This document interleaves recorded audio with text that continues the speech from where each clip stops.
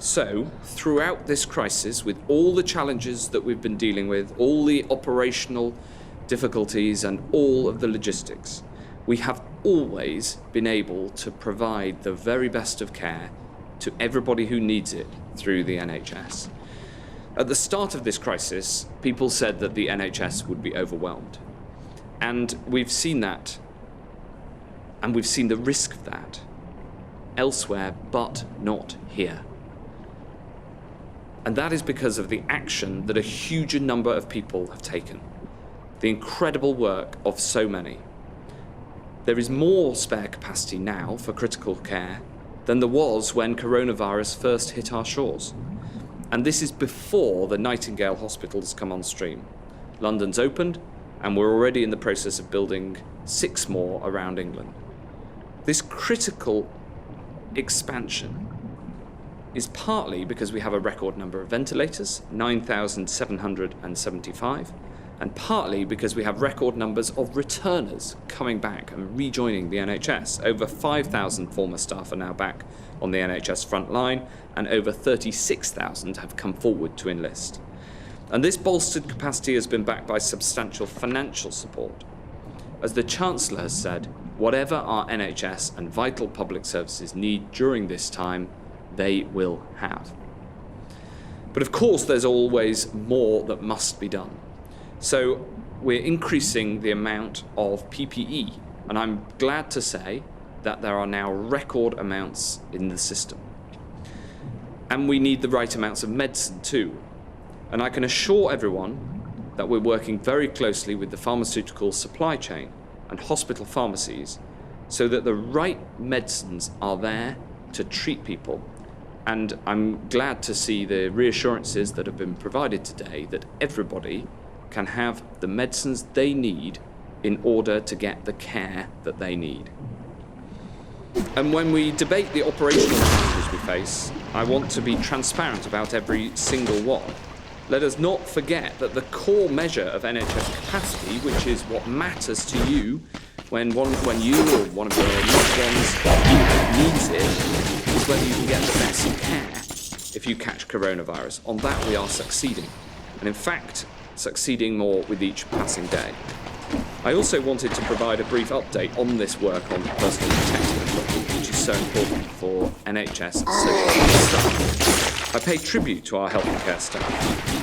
This weekend, just like every weekend, are giving the very best possible care. On Thursday, on streets, front doors and balconies up and down the country, we've seen the esteem with which the whole nation holds our care, people who make the NHS what it is. We owe it to them to get them the equipment that they need. On Friday, we published a comprehensive plan, which is based on everyone using the right PPE according to the agreed guidelines. And daily, we're delivering millions of items to the front line. Now, I know that there have been questions also about gowns. In the last 2 days, 121,000 gowns have been delivered around the country, and more are going out today. So we're working very hard to resolve all of these individual logistical challenges. It's worth saying that the average time dealing with PPE queries has gone down from 6 days in March to an average of 2.5 days over the past week. And since we published the plan last week, I'm delighted that the sheer number of businesses that have come forward to help with our PPE effort, even over the bank holiday weekend. Thank you to all of you and to all those who are involved in this enormous Herculean effort on PPE, and I know that we'll see many more businesses coming forward. Testing, of course, has a huge role in our response, and we have discussed rapidly testing at these press conferences. I'm pleased to say that 42,812 NHS and social care staff and their families have now been tested. And as we ramp up our ability to test in large numbers, we also need to make sure we have the ability to trace contacts just as effectively. And so today I wanted to outline the next step, a new NHS app for contact tracing. If you become unwell with the symptoms of coronavirus, you can securely check this new NHS app, and the app will then send an alert anonymously.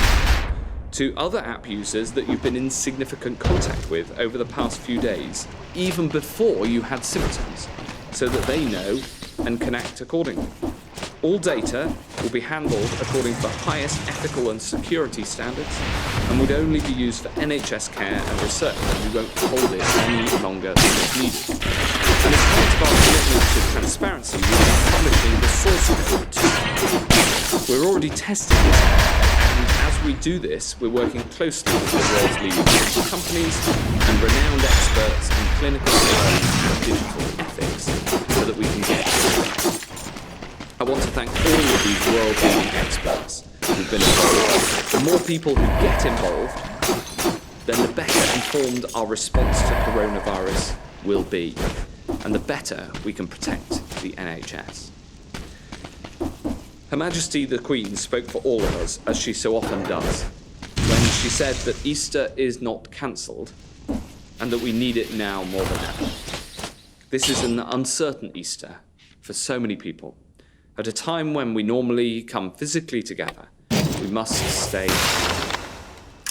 It runs counter to every human instinct and every intuition that we possess, but we must persevere. Because if we follow the rules and slow the spread of the virus, then each new day will bring us closer to normality. And we can enjoy Easters to come, safe in the knowledge that when it mattered, we did our bit and rose to the challenge. And we put our loved ones, we put our NHS staff, and we put our local communities first. So please, this Easter, stay home, protect the NHS, and save lives. I'm now going to hand over to Yvonne to take us through the charts and the information. Thank you, Secretary of State. We have 4 charts to show today, and the first one is on the use of transport. And on this slide, you can see that all forms of transport have reduced greatly, particularly rail and tube. But also, motor vehicles have declined recently as well. Thank you. Could I have the next slide? This slide tells us about the new UK cases, and we can see here on the 12th of April that we have had 4,500 cases done through our NHS and Public Health England offer of testing, and now coming on stream increasingly is the drive-through testing of key workers and the NHS staff. And that is bringing us in now 838 yesterday and today 838. So an increasing enhancement of the testing capacity. And then on the next slide, we can see the slide about people in hospital beds with COVID-19. And here we can see the trend has been increasing for London, but now we're beginning to see the trend is stabilising, dipping, rising, dipping again, so probably a more stable pattern for London.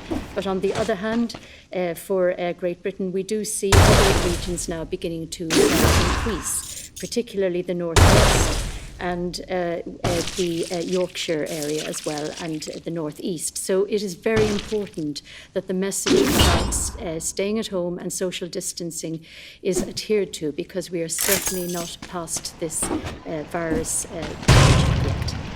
And then finally, on the final slide, we have the global death policies. And here we can see where the UK is. It's somewhere in the middle. It's tracking France. It's looking close to the Italian trend at the moment. But this is still early days, we would stress, in understanding deaths. And we can see where other countries have higher increases in their deaths at the moment. So those are our 4 slides. Thank you very much. Thanks very much indeed, Yvonne. And if we go to the BBC, we've got David Shook. Health Secretary, thank you very much indeed. Yes, if I may ask about on this day that we've passed this very sombre milestone, as you put it, of 10,000 deaths, what is your reaction to the comments of one of your own advisors, a renowned international expert on infectious diseases, that the UK may be on course for the worst outcome in terms of death toll in Europe? Well, I think that that sort of comment merely reinforces the importance of the central message, which is that people should stay at home because that protects the NHS and saves lives. We get advice from all sorts of experts, and we take it all very seriously, and we assess it throughout. Now, the future of this virus is unknowable as yet, because it depends on the behaviour of millions of people and the great British public. The good news is that so far we have managed to start to see a flattening of the curve because people are following the social distancing measures by and large, and also that the core goal of making sure that NHS capacity is always above the demand for NHS services has been achieved. And so I think, especially at moments like this, when we have reached this terrible mark, we are, thankfully, in a position where we are able to support everybody who needs it in the NHS, and we're able to see the curve starting to come down. Yvonne, I don't know, on the international comparisons, of course, different countries are different size, so you need to make sure you get the statistics right. Absolutely, and could I say every one of these 10,000 and more deaths is an absolute tragedy from a virus we didn't know about some time ago. But when you get down to the statistics, it does depend on how people measure this. There are time lags in the deaths. And it is, I would stress that particularly it is early days, because patterns that we saw perhaps in countries earlier in this may change, and we're beginning to see that internationally. Thanks very much, David. Unless you want to follow up. Yes, if I could ask you about PPE at the briefing given yesterday with your colleague, the Home Secretary. Yeah. I asked whether it was possible for her, on behalf of the government, to give a commitment to a date by when deliveries of PPE would match what's needed on the front line, because every day we get messages from healthcare workers and others saying they simply don't have what's needed. Yeah. Well, the answer is that it's impossible, because the quest is to get the right PPE to the right people on the front line at the right time across many millions of people across the NHS and social care. And I'm glad to say that that effort is moving in the right direction. We now have record amounts of PPE that's been put out into the system.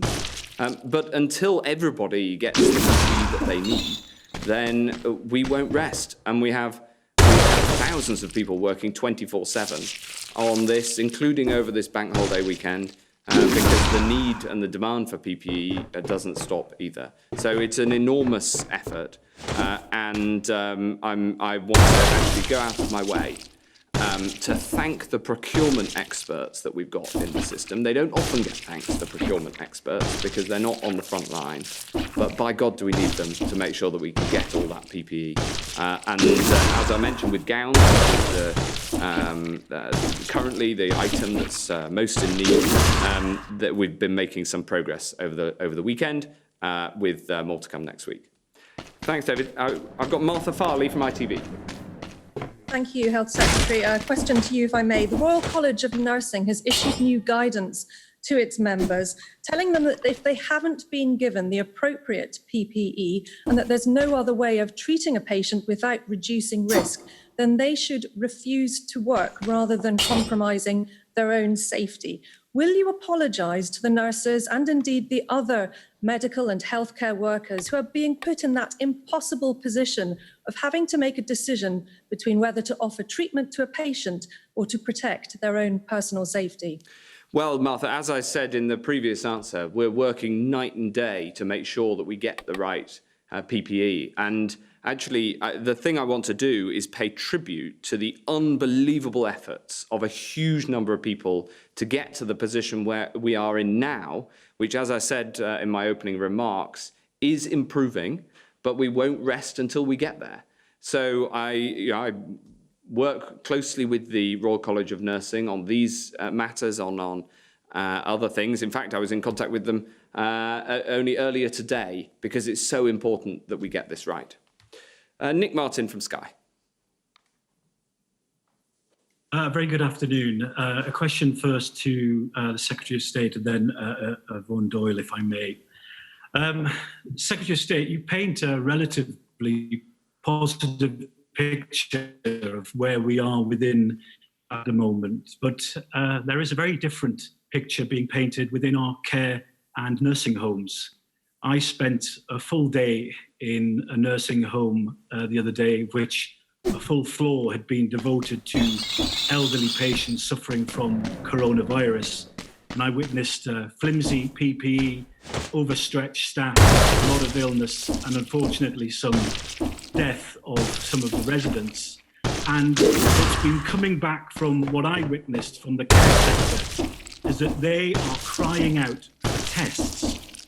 Homeowners have been telling me that they're not getting regular tests for staff and residents, but crucially for those being transferred from hospitals to the care sector, and that they're operating in the dark. And I tell you, if my inbox is anything to go by today, the care sector is watching this right now and is desperate for you to tell them that they will get regular tests so they can end this lockdown. Can you give that guarantee to them? Yes, I can, Nick. That is coming. Last week we were able to open up testing to the staff in care homes. Throughout this, there's been the availability of testing on a clinical basis within care homes, as you mentioned. And this is an area of incredibly high importance because, precisely as you've seen, some of the most vulnerable people live in care homes and especially in nursing homes. And therefore, getting this right is so important. So I think one of the things that we've succeeded in doing as a country during this crisis is recognising that our care staff are on the front line just as much as our NHS staff are, and making sure that we expand that testing capability both to staff and to residents, including this very difficult issue of patients leaving hospital. We are addressing that, and I think that the issues that you raise are incredibly important. Thank you. John Stevens from the Mail. Can I just follow that question? Yes, of course. John, if you don't mind, we'll go back to Nick. Go ahead. Care operators telling me that they need this now Yes. or tomorrow. What's the timescale that you can arrange for regular, widespread tests to get into care homes? How long will they have to wait for these tests? Yes. So for the staff, as I said, we have made that change already at the end of last week, and I announced it on Friday, and therefore we're rolling that out right now. And for the residents, that change, that the testing's been available throughout, but we always constantly keep under review the protocols for the transfer of people between hospitals and social care, which is a very nuanced and complicated area where the most important thing is that the interests of the patient are put first. Yvonne, did you want to add anything on that? I think Nick might have had a question. Nick. Speak now. Right. Are you satisfied that care homes have enough support? Well, I'm constantly trying to get more support to the truth. And of course, making sure, for instance, that the testing is available. I was very glad that we were able to roll that out to testing staff, and you'll have seen the sharp increase in the number of tests that are available. Happy to add to that, Nick. I think you might have had a question, but let me say this is very much on our radar as well. We're very aware through our local health protection teams and our connections with our local directors of public health and through the local resilience fora about the care homes. We profile them now in a way that perhaps was never done before. And this is very valuable for us going forward as a country, that we have a truly integrated approach to care. And yes, testing does occur in the nursing homes, but we have more to do. Nursing and care homes, we understand there is much more to do here to get to every last quarter where there is anxiety, where the most vulnerable are, and our guidance has taken account of this to simplify what people actually need at the front line in that sector. Anything more, Nick? No, thank you very much. Okay. John Stevens at the Mail. Thank you, Health Secretary. Do you have updated figures on the number of NHS workers who've died after getting coronavirus? And what are you doing to establish the reasons why? Yes, this is a really important question. I don't have an update on the figure of 19 NHS staff who've died that I gave yesterday, but what I can tell you is that we are looking into each circumstance to understand as much as is possible, how they caught the virus, whether that was at work, outside of work, and the clinical setting that they were working in, and making sure that we learn as much as we possibly can, and therefore, of course, protect our health workers as much as possible. Yvonne. Thank you, Secretary of State. This is of great importance scientifically as well, that we understand why the infections occur in hospitals across the world and what the avoidable factors in that might be, and that is something that is under investigation at the moment. I mean, I would say, John, that, you know, the people who go into the NHS, as the Prime Minister so movingly said in his words in the video that he recorded this morning, that I hope you've seen, the admiration for those who put themselves in harm's way is incredibly high. They're unbelievable, and therefore it's of course incumbent on us to make sure that we get to the bottom of each individual case and learn everything we can so that we can better protect people in the future, and so that we can give a full account to the family and loved ones of each member of the NHS family. Can I just ask a quick follow-up? Yes, of course, yeah. I want to ask from the Prime Minister if you know if he's been given advice on how long he should rest for before he returns to work. He is resting. He's at Chequers. I'm delighted that he's out of hospital and has recovered. But there isn't any advice on how long. That will be a clinical decision for his doctors to take with him. The government is operating perfectly efficiently within the strategy that he set out. Nicola, Secretary of State, you've talked about a reduction in the time that it's taken to get PPE to those places that need it, down to 2.5 days. I wanted to ask you if that is an acceptable time during which the NHS staff that you've just praised will be putting themselves in harm's way while treating patients. Thanks for the question. Just to be clear, the 2.5 days is the time taken to fulfill a query. So we have a 24/7 hotline for all of the 58,000 locations that we now need to get PPE to, and that they can call when they've got a need. And the 2.5 days is not necessarily or particularly a time that to wait for PPE without any, because many of the times people call that hotline, they call saying we've got we'll run out by the end of the week. The more urgent cases where they're acute immediately. So the 2.5 days is an average, so it shouldn't be interpreted that people are waiting for measure. The reason the measure is important is because it's the way of tracking how quickly we're able to go from somebody raising an alarm on that phone number, which is there so that anybody in the system receives protective equipment and then get protected. And it's a measure of how fast the system can respond. And the challenge of getting protective equipment to every single person is very complicated.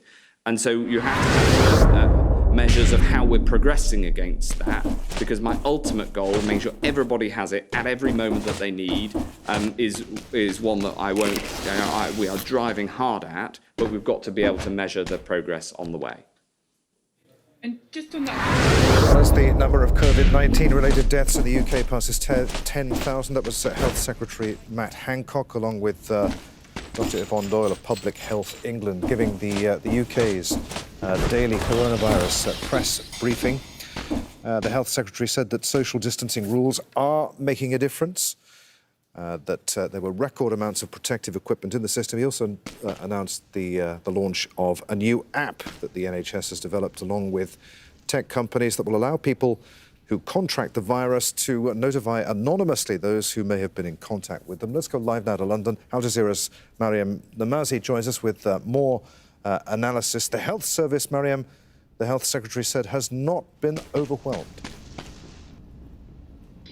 Yes, he was really trying to compare the UK with other countries in the world and saying that the efforts that have been made to increase the capacity of intensive care units, to get more critical care beds in, those makeshift hospitals, the Nightingale Hospital at the Excel Centre, other makeshift hospitals that have been built in Birmingham and Manchester, showed that even though the death toll was climbing, that the UK had the capacity to deal with it. But really, it is a very grim milestone that has been passed today, and it has been really met with shock and sadness, even though we were expecting that it would happen. And Matt Hancock was pressed on these concerns that the UK is on the same path, or perhaps even worse, as Italy. And it could be these concerns that have been raised in the past few days about the UK being the worst affected country in Europe. And Matt Hancock simply said that reinforced the importance of social distancing right now.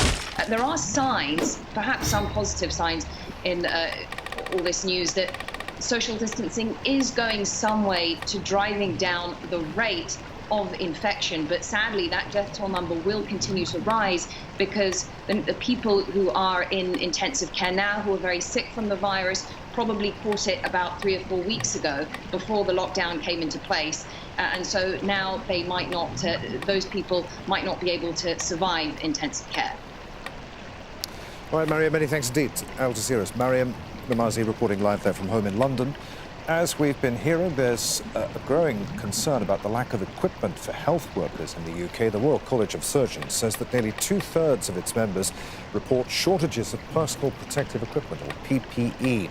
1 in 3 surgeons say they lack the equipment they need, especially in Scotland and northwest England. Overall, half of surgeons doubt that they have access to COVID-19 tests if they needed one. More than 70% say the government will be unable to end the lockdown until widespread testing is available. The Royal College of Nurses has asked its members to stop treating patients as a last resort if they're not adequately equipped. 19 healthcare workers have died after contracting the virus while treating patients. Let's speak to Emma Coombe, who's a National Health Service doctor working on the front lines. She joins us now via Skype from London. Good to have you with us, Dr. Coombe. The Health Secretary there was saying that the Health Service has record amounts of protective equipment. What do you make of that?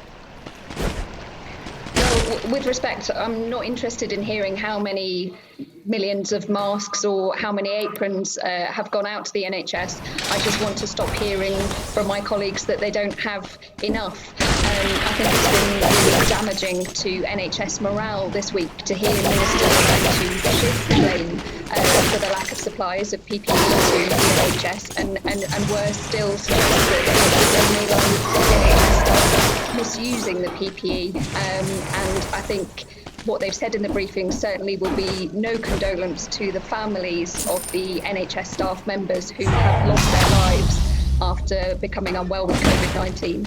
Earlier in the week, the Health Secretary insinuated that health service staff may have been overusing items of PPE. What do you make of that? I think that's really difficult. Nobody in the NHS, wants to come to work to use more protection than they need.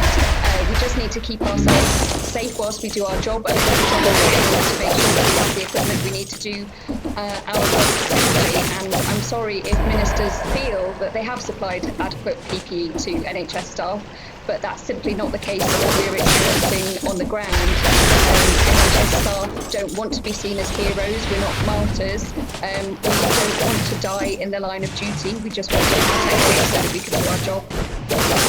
The Health Service has not been overwhelmed, the Health Secretary said. It has 9,775 ventilators. The good news is that 5,000 former NHS staff are back at work.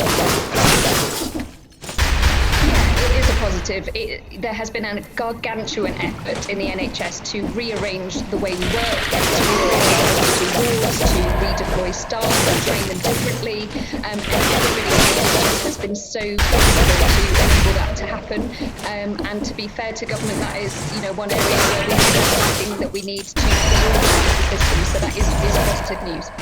Dr. Many thanks indeed. Emma, really good to talk to you. Live now to Albany, where the governor of New York State, Cuomo, is giving his daily briefing on the coronavirus pandemic. Let's listen. Are very relevant because people come into the hospital, they get treated, hopefully they get discharged. If they don't get discharged, they stay in the hospital, they decline, they become intubated. If they become intubated, the longer you're on a ventilator, the less likely you will be to get off that ventilator. So that's the trajectory we see, right? And the intubations, most people who are intubated will not come off the ventilator. So that's a troubling number, the intubation number, which is real. But the 3-day intubation rate, again, is down relative to where we were. So all the numbers are basically saying the same thing. Number of discharges goes up because we had that high hospitalization rate. People stay for a week, 2 weeks, they get discharged. That's why the discharges are a function of the hospitalization rate. 3-day average of the discharges, you see, again, basically flat. So it's all reinforcing the same thing, a flattening of all these numbers. You're not seeing a great decline in the numbers, but you're seeing a flattening. And you're also seeing a recurrence of the terrible news, which is the number of lives lost, which is 758. Somebody asked the question once, can you ever get numb to seeing these numbers? Unfortunately, no. 758 people lost their lives in a 24-hour period. I speak to many families who are going through this, many people who lost loved ones. Everyone is a face and a name and a family suffering in this state and in this nation is a high religious holiday, which is already distorted because we have churches closed, we have churches closed. So this is truly tragic news, and I want every family to know that they're in our thoughts and prayers. And we're sorry that they had to go through this, and I want them to know that New Yorkers did everything humanly possible to be there for their loved ones and try to save their lives. And we're proud of that. You see also a flattening in the number of lives lost, a terribly high rate. But if you look back over the past several days, you see there's a certain continuity to that number. Again, that's the one number that I look forward to seeing drop as soon as I get in, and it has been flattening, but flattening at a terribly high level. Again, to put it in context, 9,385 lives lost when you add those from yesterday. Put in the context of 9/11, which was supposed to be the tragedy of my lifetime, 2,753 lives lost. We're now at 9,385. Big question for everyone is, when do we reopen? People want to get on with their lives. People want to get out of the house. Cabin fever. We need the economy working. People need a paycheck. Life has to function. When do we reopen? When do we reopen? Look, the answer is we want to reopen as soon as possible. Everyone does on a societal level. Everyone does on a personal level. Let's just end this nightmare. Right? You get up every day, it's the same routine. You lose track of what day of the week it is, because they don't even have meaning anymore. And there's also some anxiety and stress that we're all dealing with. So we want to reopen as soon as possible. The caveat is we need to be smart in the way we reopen. What does smart mean? It means a coordinated approach, a regional approach, and a safe approach. Nobody wants to pick between a public health strategy and an economic strategy. As governor of the state, I'm not going to pick one over the other. We need a public health strategy that is safe, that is consistent with an economic strategy. How do you reopen, but how do you do it in a way that is smart from a public health point of view? The last thing we want to see is an uptick in that infection rate and an uptick in those numbers that we work so hard to bring down. So we need a strategy that coordinates business and schools and transportation and business. What New York Pause did is it stopped everything at the same time. It was a blunt device, but it shut down everything at the same time. We're going to need testing, more testing, faster testing than we now have when you start to move people back to work. And we're going to need federal help. There is no doubt about that. I did a joint statement with Governor Hogan, who is the chairman of the National Governors Association. I'm a Republican. I am the vice chair. I'm a Democrat, for those of you who don't know. And we did a joint statement that said, look, the federal government did a stimulus bill, supposed to help move the economy along, called the Federal CARES Act. The Federal CARES Act just almost ignored state governments. When you ignore a state government, you ignore our situation. We have a $10 to $15 billion deficit. We got a budget done, but our budget was basically contingent on what happens going forward. And without federal assistance, how does this state economy come back? How do we really start to fund schools, et cetera? And that's going to happen. That has to happen from a federal level.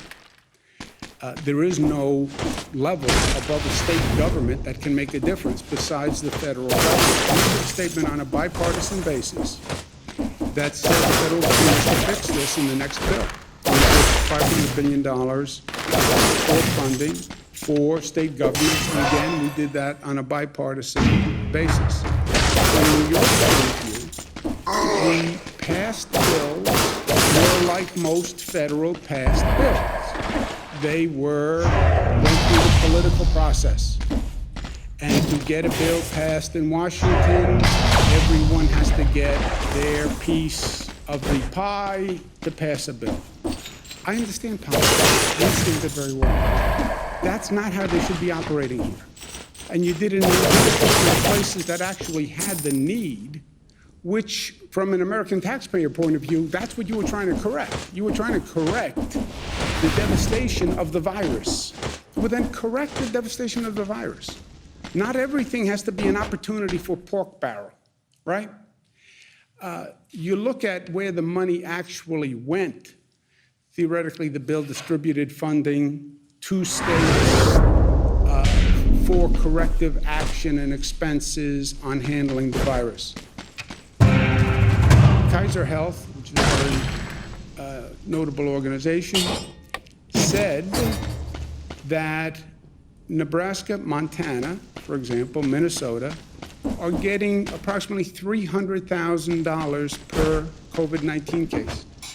New York State gets approximately $12,000. Well, that's New York's Governor Andrew Cuomo there giving his daily coronavirus press briefing. There were 758 new COVID-19-linked deaths in New York State in the last 24 hours, bringing the death toll in total to 9,385 in New York alone. Let's get some analysis now from Al Jazeera's Mike Hanna, who's in Washington, D.C. Mike, the governor said, we want to open up again as soon as possible, but we need to be smart.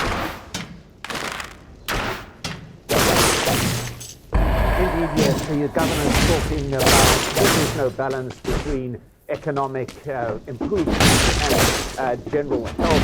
Basically, he's arguing that we've got to work it out as we go along, that health and welfare of the state citizens and its is the absolute priority in terms of any decision that is made. The governor also speaking there about very clearly that we are now in a plateau in New York State. The idea initially dealing with this pandemic had been to watch for the apex, but Governor Cuomo there is pointing out that the statistics do not show an apex, they rather show a plateau, a flattening of the various indicators to show whether or not the pandemic is beaten back.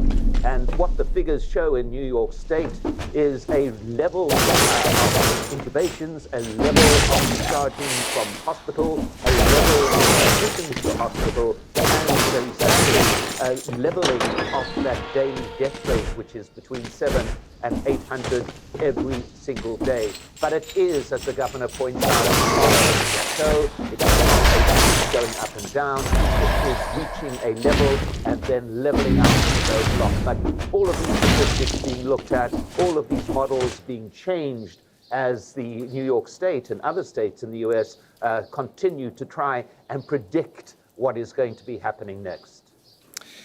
Mike, stay with us for a moment. I want to get your thoughts on this tweeted video message that US President Donald Trump put out earlier, during which he urged Americans to stay at home to defeat what he described as a plague. Here's what he said. This Easter will be much different than others because in many cases we'll be separated physically only from our churches. We won't be sitting there next to each other, which we'd like to be, and soon we'll be again. But right now we're keeping separation. We're getting rid of the plague. It's a plague on our country like nobody's ever seen. Mike, is that a change in tone from the president? Well, let's put that into a context. 2 weeks ago, the president was predicting the hope that everybody would be in the churches on this Easter Sunday, this April the 12th. He backtracked from that a few days later, extending the length of closure for the United States, generally the guidelines from the federal government. We've also heard in the course of the day from the FDA, the Food and Drug Administration Commissioner, who was asked whether the White House was contemplating May the 1st as a lifting of closure date. He didn't answer that directly, but he did say, and this is a very important point from the FDA Commissioner, that the priority is the health and welfare of the country's citizens. Now, this is a different message to a degree from that which the White House has been giving out and the president himself, in terms of which health and welfare needs to be balanced against economy. The president speaking about repeated pleas from corporate leaders to open up as soon as possible, at the same time getting recommendations from health officials that opening it up prematurely could result in a spike in the number of deaths and number of cases. So this, we're hearing from the FDA, is no longer, as far as the FDA commissioner is concerned, the discussion. The priority is health and welfare. But if I can just add too, we heard from the mayor of the city of New York a very important point. He says, once again, the federal government has not come through on its commitment to providing testing facilities to the city of New York. Now, this is contrary to President Trump saying repeatedly that the world is that anybody who wants to test can get one. We're hearing from the very peak of the pandemic, from the mayor of New York, that the federal government has failed in terms of providing the essential testing facilities to the city. Al Jazeera's Mike Hanna reporting live there from Washington. Mike, many thanks. As you've been hearing, New York City and neighboring New Jersey account for half of the 20,000 Americans who died after contracting the virus. New York State, that should be. Many are passing away alone because family and friends are banned from visiting hospitals. Al Jazeera's Gabe Elizondo reports. These are some of the faces of people who caught the virus, fought it, and ultimately lost, and are now gone. They're not numbers, not statistics, or part of any curves. They're human beings, dying by the thousands in New York and New Jersey in the epicenter of the coronavirus outbreak in America. Like Sandra Santos Cristiano, born in the Dominican Republic, she came to America as a child. That's her husband Felix behind her.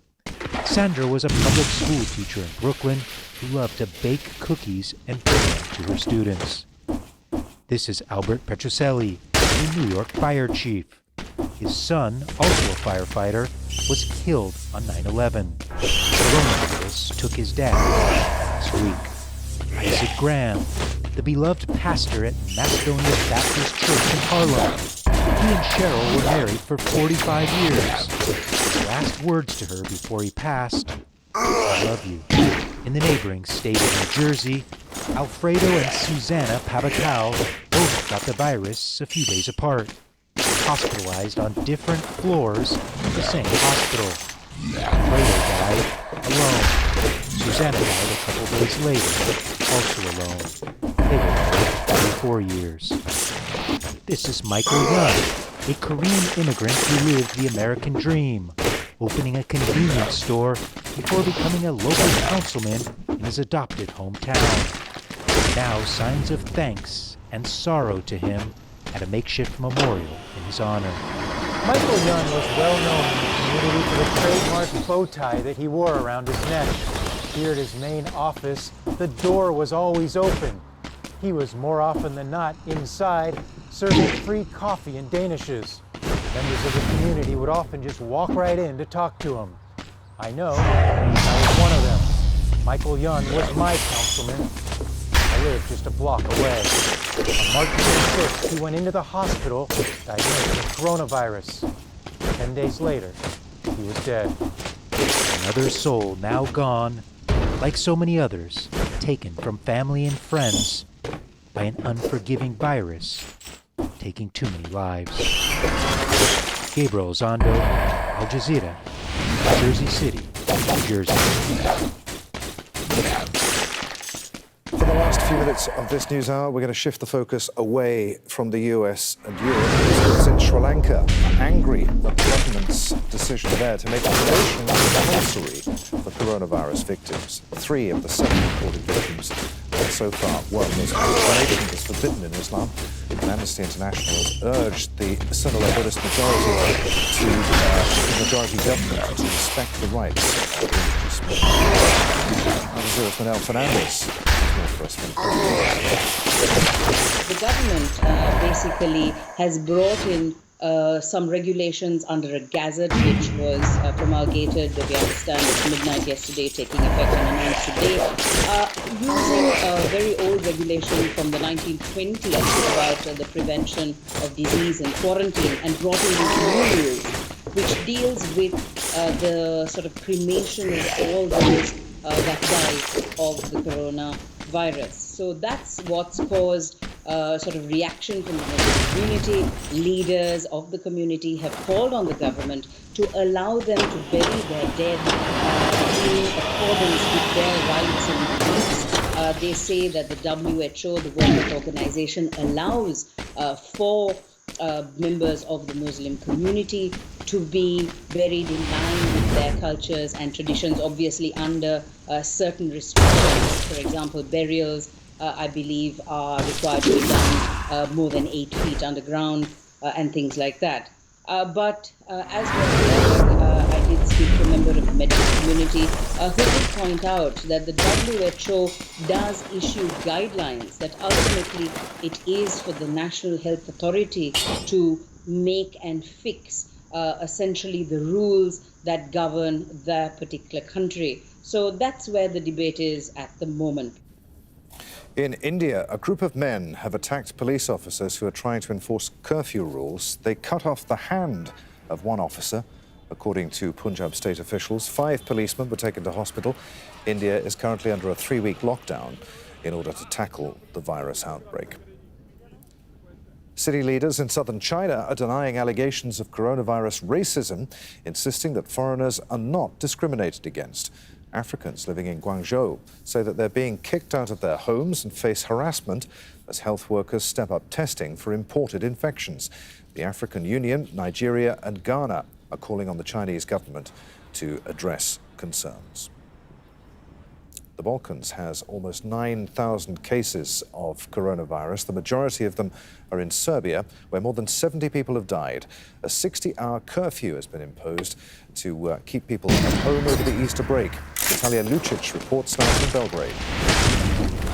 Curfew in Serbia started on Friday at 5 o'clock afternoon, and it will remain until early Monday morning. The ban on movement doesn't apply to people who must go to work, including also the farmers. Everyone who is outside should have special items approved by the government through the email. As authorities explained, this measure was taken after the monitoring of behavior. It was noticed that people, especially didn't follow recommendation about necessary social distancing, and people did not stay home. The result was the total ban on going out on weekends. As you can see around me, most of the people are respecting the lockdown and streets are empty. As far as numbers are concerned, the number of those tested on daily basis has increased in recent days. Around 2,000 people are tested daily, of which about 250 are positive. And we've seen the similar numbers in the last few days. Hospital capacities are filling up. More than half of patients are in hospitals. Temporary hospitals have been prepared for patients with mild symptoms, even for those without symptoms but corona positive. The government is pursuing the idea and the recommendation of Chinese experts that all infections should be used in some kind of controlled environment. They say that's the way to avoid spreading the infection. And one item of non-coronavirus-related news to pass on. The Afghan Taliban released 20 Afghan government prisoners. Over Kandahar province, the announcement coincides with the release of the Taliban prisoners by Afghanistan. Habib Wadok is a national security analyst and says that it's not clear whether the Taliban's release of prisoners is related to an agreement signed earlier this year. The statement that has come from the Taliban is that they are releasing 20 prisoners, but it does not say why. We have had about 200 prisoners released from the government. The Afghan government has released 200 Taliban prisoners. They are about to release 100 more. But the statement that has come from the government is that it's based on age, health conditions, and it does not refer to the US Taliban agreement that was signed in February. So none of the sides are actually referring to the agreement. The government has clearly vetoed releasing 5,000 prisoners that they supposed to release before March 10th so that the intra-Afghan dialogue could be initiated.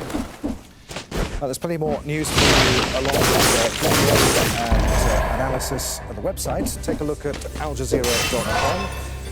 That's it from the news hour, but I'll be back in just a couple of moments with a full bulletin of news in which we're presented live from London. See you then.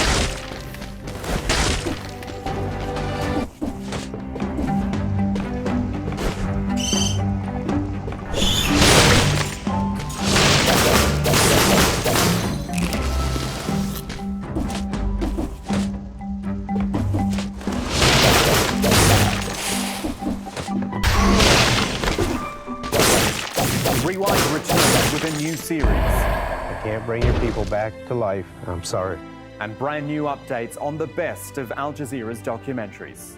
There has been a number of reforms put in place since the program was filmed. Rewind begins with Mohammed at Eton. When I was in Lebanon, I was the top of the class, and now here I'm like any other student. I was very fortunate to be awarded another scholarship. Rewind on Al Jazeera. Seen as a burden, countless babies are aborted in India simply for being girls.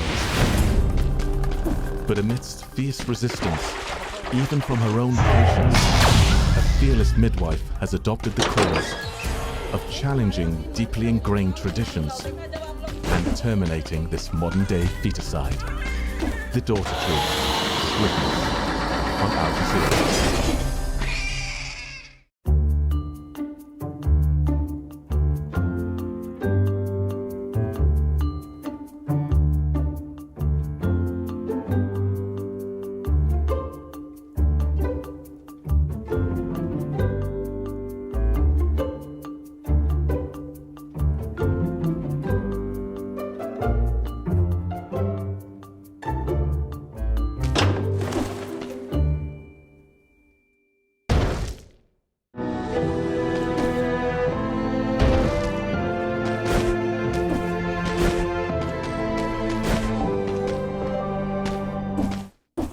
hard to find words to express my debt. The UK's Prime Minister Boris Johnson is discharged from hospital where he was in intensive care being treated for COVID-19. The Prime Minister left hospital on the day that UK deaths related to the coronavirus topped 10,000.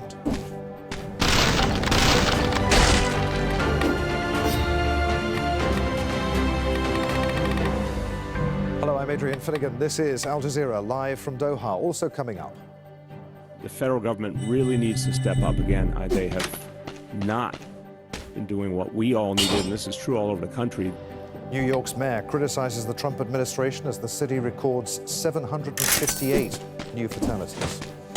The number of people dying in Spain rises for the first time in 3 days. More than 600 patients died in the last 24 hours.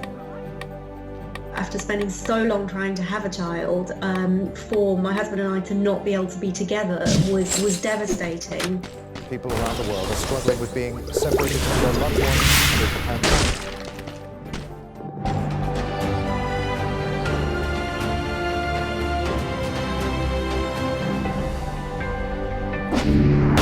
The number of people who've died in the UK as a result of COVID-19 is now past 10,000. That as Prime Minister Boris Johnson has left the London hospital where he was being treated. He spent 3 nights in intensive care. Downing Street says he's not going straight back to work. In a video posted online, the Prime Minister said it will either way. He thanks NHS staff to say the NHS is under. I've seen the personal courage, not just of doctors and nurses, but of everyone. The cleaners, the cooks, the healthcare workers of every description. Physios, radiographers, coming to work, putting themselves in harm's way, kept risking this deadly virus. It is thanks to that courage, that devotion, and that love, our NHS has been unbeatable.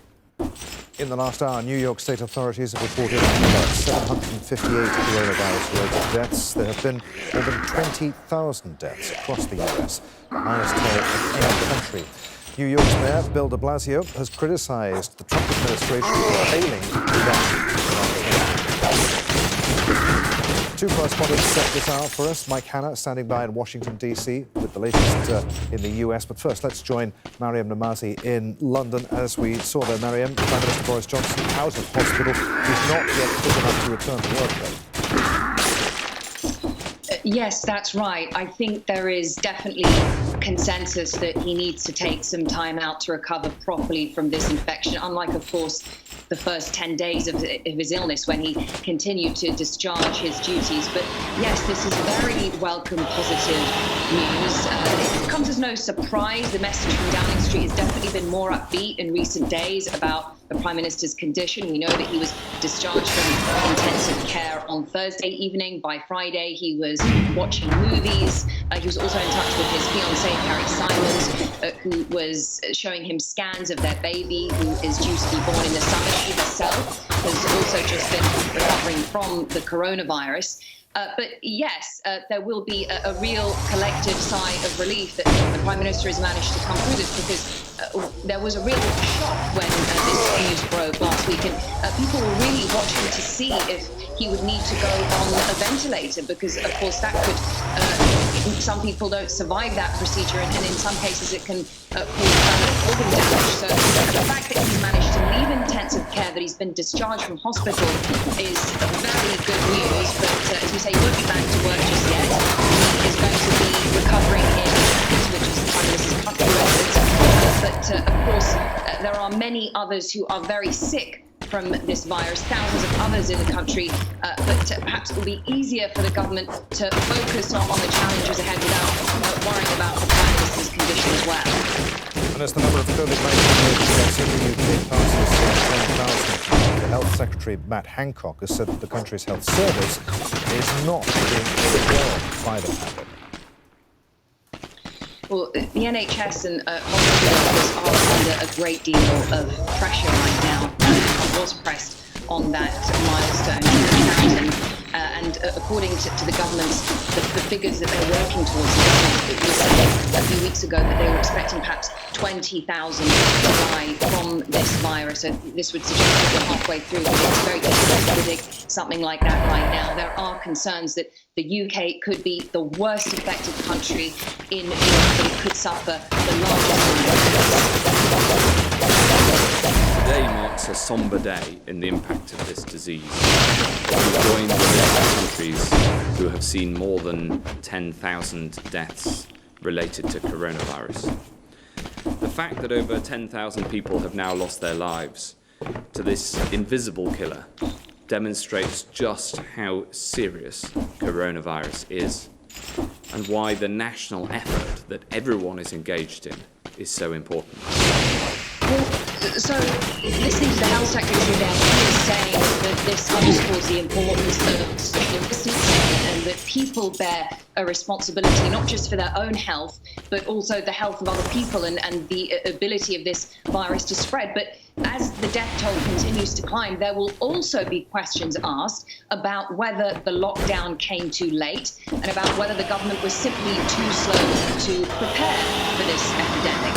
Now, the other figures that we heard in that briefing there, the number of hospitalizations is showing signs of maybe stabilizing here in London, though it's a bit more volatile in other parts of the country, the northeast, in the northwest, and also in Yorkshire. But sadly, that death toll will probably continue to rise in the coming weeks, because many of the people who are sick now probably having intensive care right now, they became sick some weeks ago. Absolutely. Mariam Navazi reporting live there from home in London. Many thanks indeed, Mariam. As we reported a moment ago, New York has reported another 758 deaths linked to the virus. That, as New York City Mayor Bill de Blasio announced plans for new community testing sites. But he says it's contingent on supplies from the federal government. We pleaded for weeks and weeks for the federal government to provide testing up front in the quantity that could have helped us contain this crisis and change the whole course of it. We never got that help. We continue to plead for more testing. Still has not come anywhere near the numbers that we need, but we will not stop. We're continuing the conversations with the White House, with FEMA, demanding the testing. We are the epicenter of this crisis. We must have the testing to help us move towards that next phase. We get out of widespread transmission of coronavirus and move to low-level transmission and on to something better. Well, the governor of New York State has been giving his daily coronavirus press briefing in the last hour. Earlier, though, he came out and spoke about, about how difficult it's been for his state. It's been disorienting. Everybody is suffering on a lot of levels. People are afraid. People are anxious. They're under stress everywhere they turn. Normally, you go home for solace, you go home for peace. It's even difficult at home in this period. So many questions. So a lot of pain, a lot of suffering.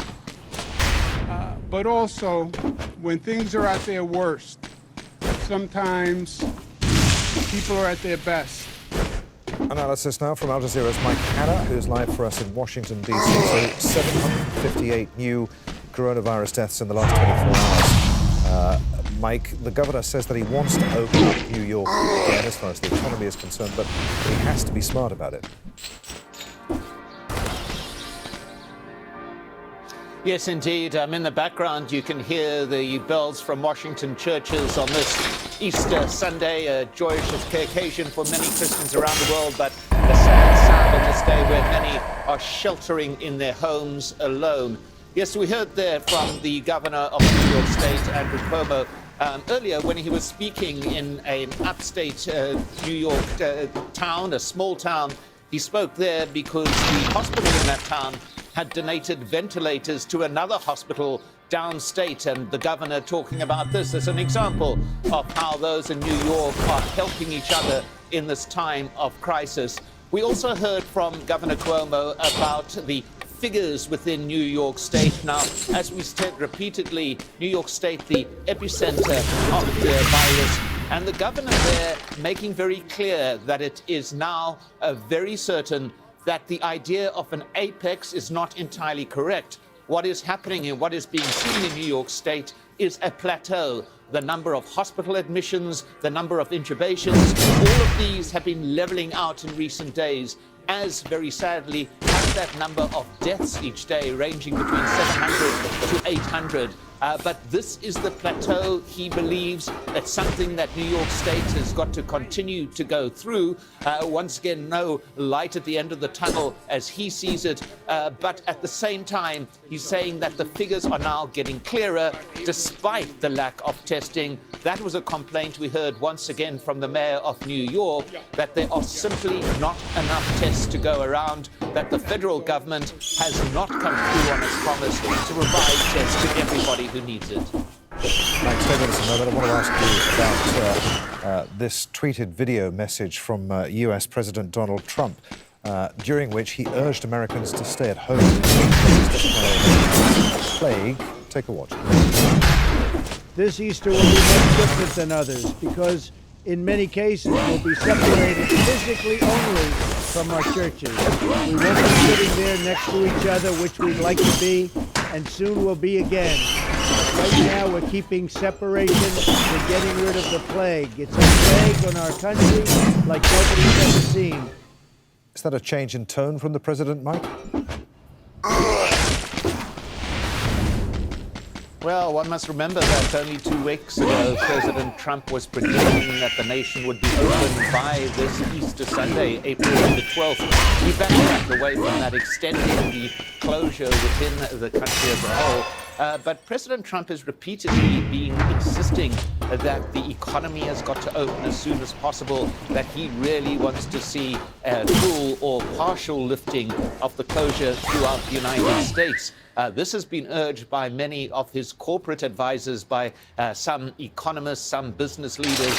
However, health officials continuing to stress that any lifting of the restrictions prematurely could result in a spike in the death rate, in a spike in the number of infections. Remembering too, of course, that the US now having the most deaths in the world per day.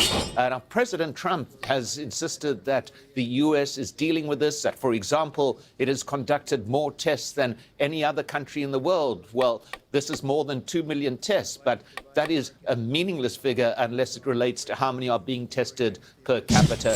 And as I say again, hearing from the mayor of New York that there are simply not enough tests available. Now, why I'm mentioning this again is because most experts point out that any lifting of these restrictions has to be based on data. That data has to be obtained from a coherent and widespread testing pattern, and it's only when that data is received and analyzed that any talk can begin about when or if the restrictions are going to be lifted. Al Jazeera's Mike Hanna reporting live there from Washington. Mike, many thanks. Spain has reported a rise in deaths linked to coronavirus for the first time in 3 days. 619 people died over the past 24 hours after contracting the disease COVID-19. The military emergency unit has used drones to warn people to remain home. Spain has one of the highest infection rates in the world. Despite the continued high death toll, the government there has lifted some restrictions on non-essential workers. Marta Herrero has the details from Madrid. This is not a second phase at all. We're still during a lockdown, and this is to activate a little bit the economy, because we have to remember that 2 weeks ago we had unemployment figures in Spain. 900,000 jobs were lost in just 2 weeks, mid-March until the end of March. This is the worst economic scenario ever since the Spanish Civil War. So there's many criticisms saying that we shouldn't lift those tough measures so soon. We have to wait a little bit. So there's a lot of controversy. He says, Pedro Sanchez, Spanish Prime Minister, says that we're following WHO guidelines, World Health Organization guidelines, and we're doing the correct thing. So Spain needs a little bit of movement in the economy. So he also mentioned about the guidelines they have to follow, people that are going back to work tomorrow, or the people that cannot work remotely from home, meaning they have to go to we are talking about sectors like construction, manufacturing, both of the sectors that were most damaged because of this lockdown from coronavirus, this coronavirus pandemic in Spain. So he gave the guidelines that the companies have to provide employees with PPEs, proper protective equipment, and they have to keep a distance of at least 2 meters between each worker. Also, everyone that cannot go by themselves to work, like with their own vehicle, bicycles or own transport, all means, they will have to take the public transport, and they will be distributing face masks in the train stations and in the subway stations. We'll get a weather update next here on Al Jazeera, then paying tributes to the dead. We'll remember some of the victims of the coronavirus pandemic. And British motor racing legend Stirling Moss has died at the age of 90. We'll tell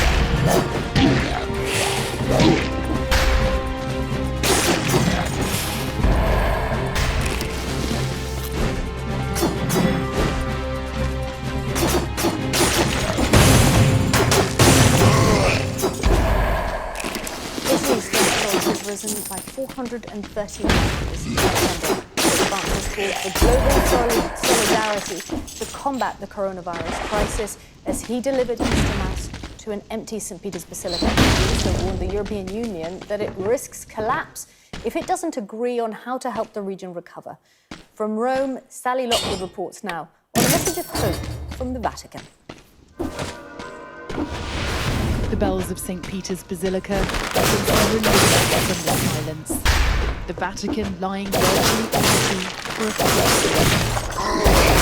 surreal sight any day of the year, but especially Easter Sunday. Inside, the closed service was streamed around the world, Francis uniting in the solitude of lockdown, but his address strayed into the politics of this crisis. After the Second World War, this continent was able to rise again thanks to a concrete spirit of solidarity that enabled it to overcome the rivalries of the past. It's more urgent than ever, especially in the present circumstances, that these rivalries do not regain force, but that all realise themselves as part of a single family and support one another. The European Union is presently facing an epical challenge on which will depend not only its future, but that of the whole world.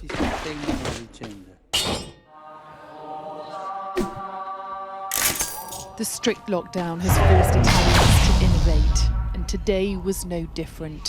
One neighbourhood in Rome uniting on their balconies for a rooftop mass. Finding comfort in song and silence when words simply don't suffice. More than a month into lockdown, the streets are more and more silent. people you do meet are all dealing with their own personal struggle. Periodo difficile. Difficile perché comunque stando sempre a casa è anche dura. Io lavoro un giorno ogni 3. Un giorno sto a casa cioè un giorno lavoro e 3 a casa. Quindi. Come mai? Perché non c'è gente, hanno ridotto anche il numero dei taxi. Anche mia moglie ha un negozio. Quindi siamo proprio messi male. The anxiety of what's to come is palpable. The scenes of Easter past, almost hard to imagine. 70,000 people gathered in St. Peter's Square a year ago. Now, that feels a world away. There's perhaps no more striking reminder of this crisis than seeing a festival like this on the most important day of the Easter. For many, today will be filled with sadness and grief. And with still at least 3 weeks lockdown to go here, any sort of recovery has barely begun. The new deadline, now the 3rd of May, will take Italy to nearly 8 weeks living under these tough measures. Buona Pasqua. Many here desperate this new date isn't simply another review, but a release from the confines of their lives. Sally Lockwood, Sky News, Rome. The coronavirus pandemic forces families to spend Easter apart. Residents of a street in Eastbourne have found ways to band together. They spent the day looking after the vulnerable in their community and organising socially distanced activities. And the children were glad to learn the Easter Bunny is an essential worker. Rebecca Williams reports now on the community spirit on the South Coast. Welcome to Queen's Crescent in Eastbourne. This is no ordinary road. Their clap for the NHS has become well known in this community. And today for Easter Sunday, they're out in force yet again, coming together, albeit apart. There's been a whole day of entertainment, including a socially distanced Easter egg hunt for the kids. And it's really helped to cheer up the entire road. Wow, yay!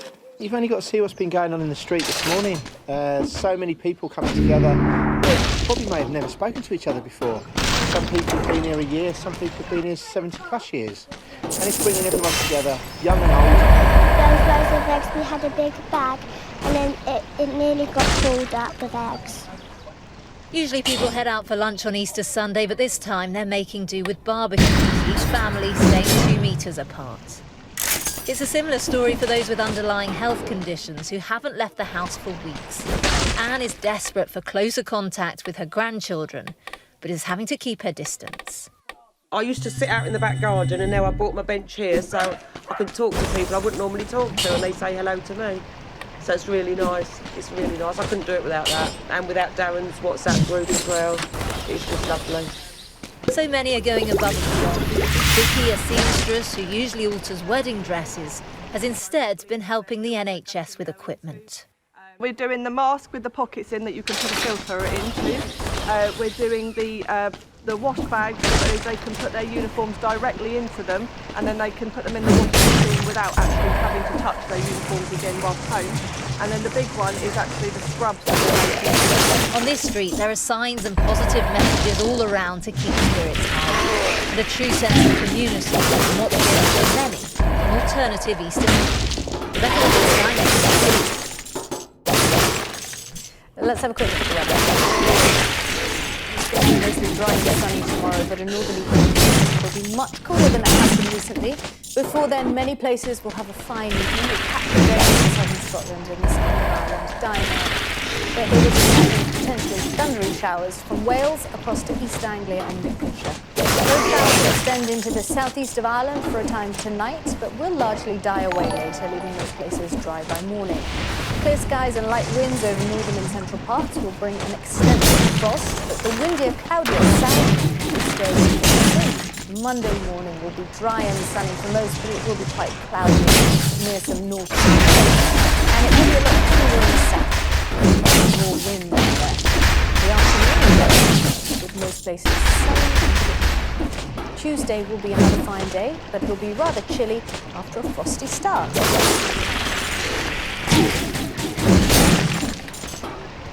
This is a virus pandemic, global event. Teachers call for the distribution of protective equipment to be extended to schools during the pandemic.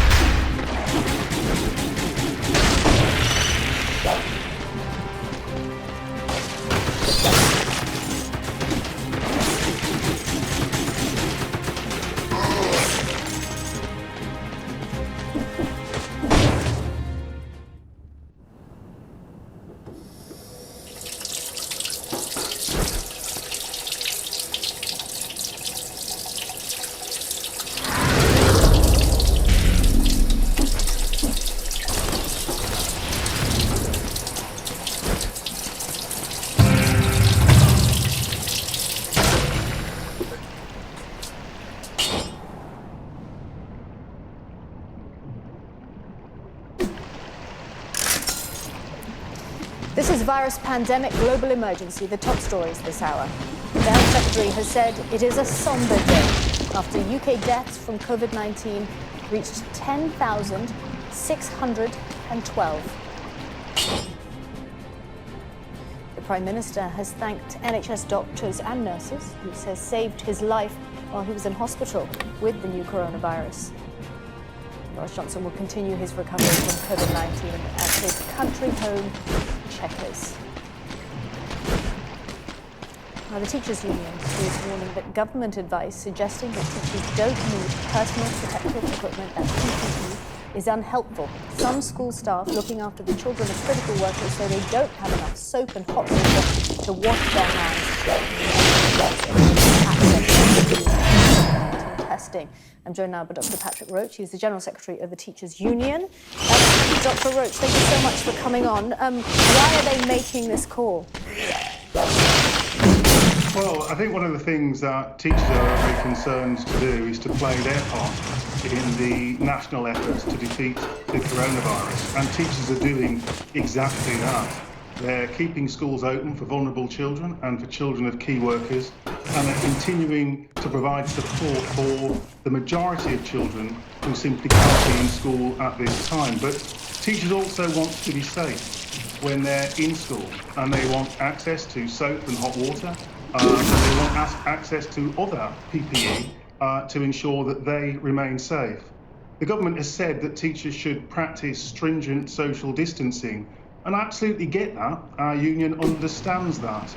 But the reality is that stringent social distancing with 5, 6, 7-year-olds or with children with moderate or profound learning difficulties is going to be very challenging indeed. And so access to PPE is essential in our view, and our members are telling us it's essential if schools are to continue to do the important work that they are doing on behalf of the nation's public health.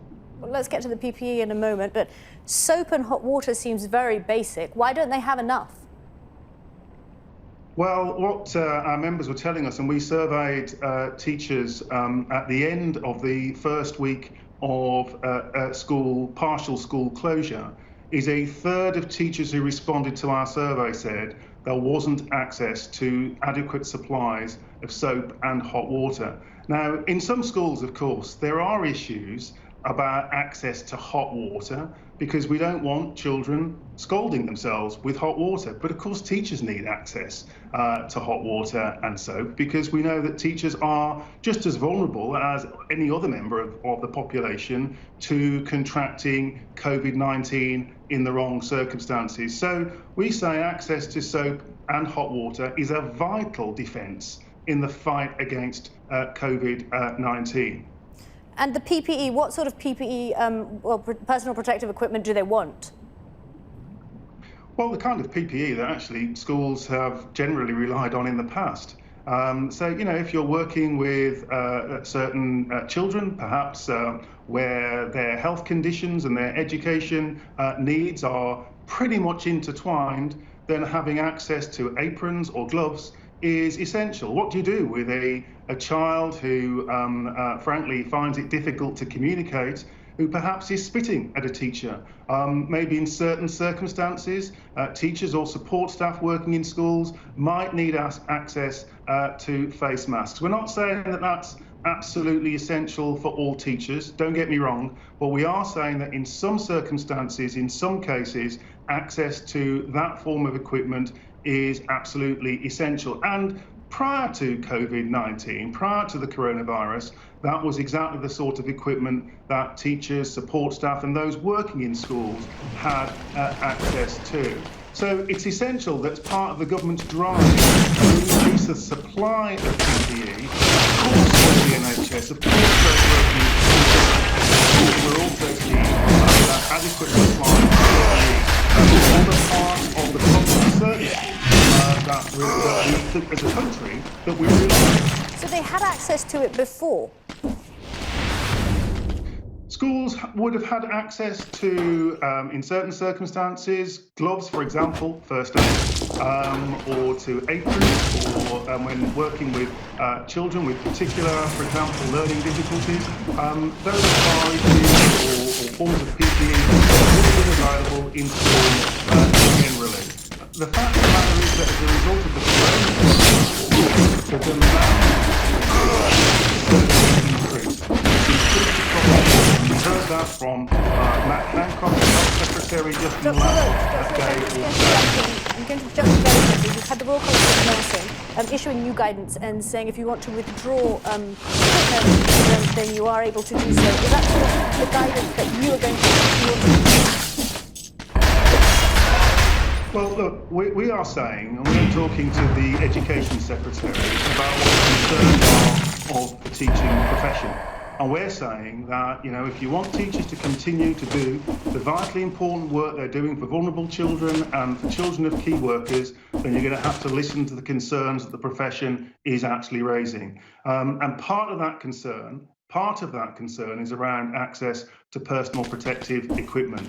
I haven't reached the stage, and we haven't as a union reached the stage where we're saying we are going to unilaterally withdraw our members from working in school. But it's vitally important that we don't presume that teachers don't need access to PPE simply because the demand for PPE at the current time in the NHS, in social care and elsewhere is simply outstripping supply. The concerns of teachers are genuine concerns and they have to be listened to. Okay, Dr. Roach, thank you so much for talking to us. Thank you very much. Right, well, let's stay with this issue of PPE. And you may remember in the last 24 hours, we've highlighted the struggles in care homes. And this evening, the Health Secretary has said help is on its way to the most vulnerable. Let's get reaction to that pledge. Labour MP for Leicester West, Liz Kendall, joins me now from Leicester. Ms Kendall, thank you so much for joining us. I think let's begin, before we get to this issue of PPE, on your reflections on the fact that 10,612 people have now died from COVID-19. It's heartbreaking.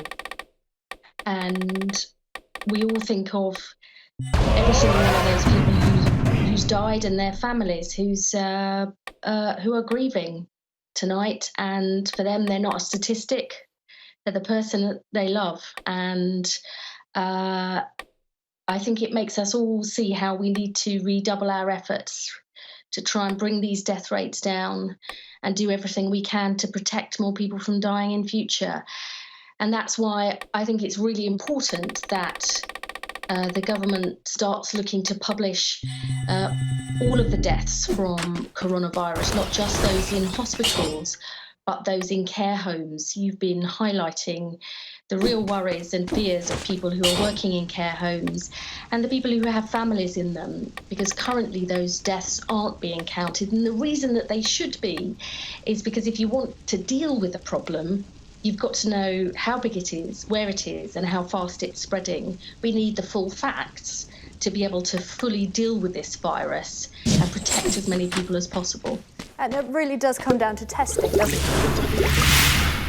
Yes, because so if you are in a care home now, your family can't visit you, and so the only way that infection is going to be brought in is through the care workers.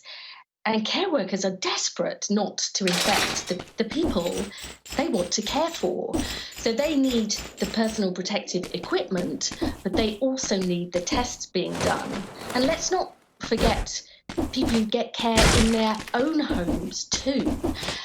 There are an army of care workers out there who all need protection and testing. But there's 400,000 people in residential care in this country. We've seen elsewhere in places like Spain and France and Italy what happens if an infection gets into a care home. Many families are really worried about that happening, and I think more needs to be done to make sure those staff get the protection and testing they need. What do you make of what Matt Hancock just said in the last hour, discussing specifically PPE? He said, we did have the stockpiles. They are diminishing because, obviously, of the demand, but it is, again, a logistical issue. And in the end, what people want to see results and action, not words. I very much support the government's goal of getting to 100,000 tests a day and making sure every single care worker and every member of the NHS gets PPE. But many people heard a promise that everybody would have their PPE by the end of March. That still isn't happening.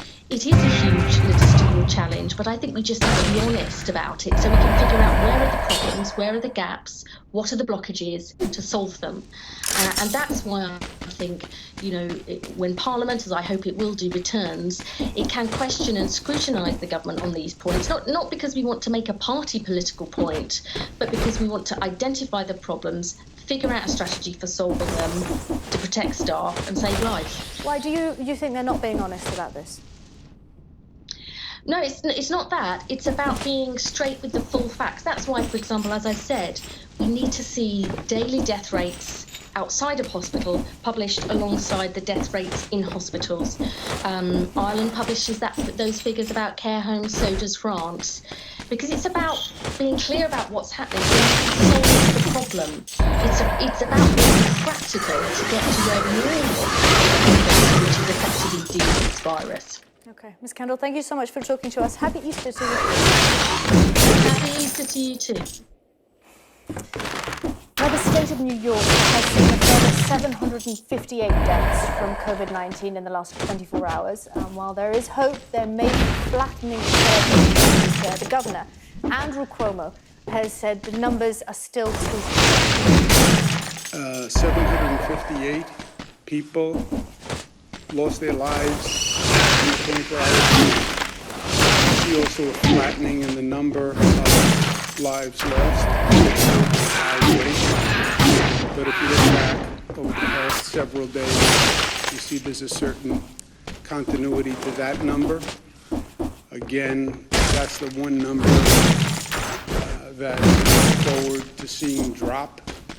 Okay, well, let's stay with New York because an intensive care doctor there has told Sky News of his heartbreak at witnessing people die alone, exhausted and working 7 days a week since the crisis started.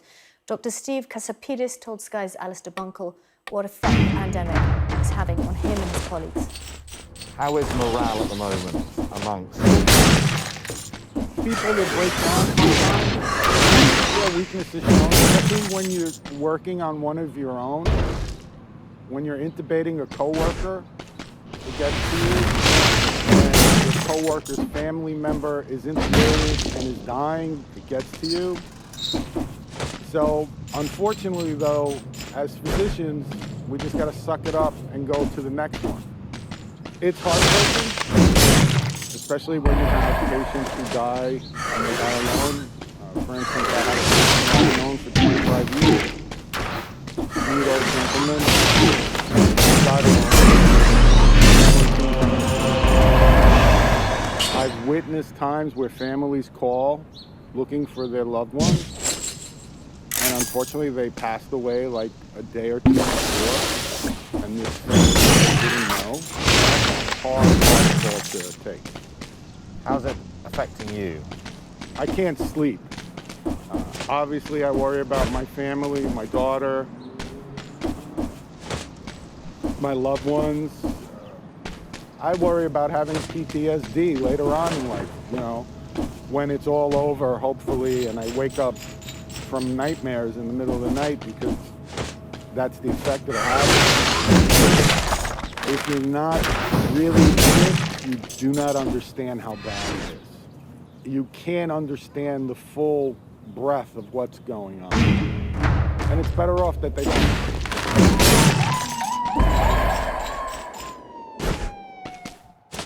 The devastation of families is unthinkable. I was taking care of a patient yesterday whose parents were admitted in another hospital. One had passed away and one was discharged. That was the whole family. This could wipes out cities. There are moments over the past few weeks that will forever be etched in your memory. Every day is etched in my memory. It's heart-wrenching. devastating. No one was ready for this. Everybody tries to throw politics into this. No politicians were ready for this. Nobody across the world was ready. This has ripped through Europe, through China, through the US, and it's going to continue to do so. And this is the worst enemy to have because you can't even see it. And it's endless. Endless, and it keeps coming, comes in waves. You can't let your guard down. You can't sleep. You gotta keep fighting. Because remember, every time we don't fight, every time we slip, somebody dies. You're watching Virus Pandemic globally. Boris Johnson is now out of hospital. We're going to continue our coverage of COVID-19 here. And we're going to be a microbiologist up next to answer.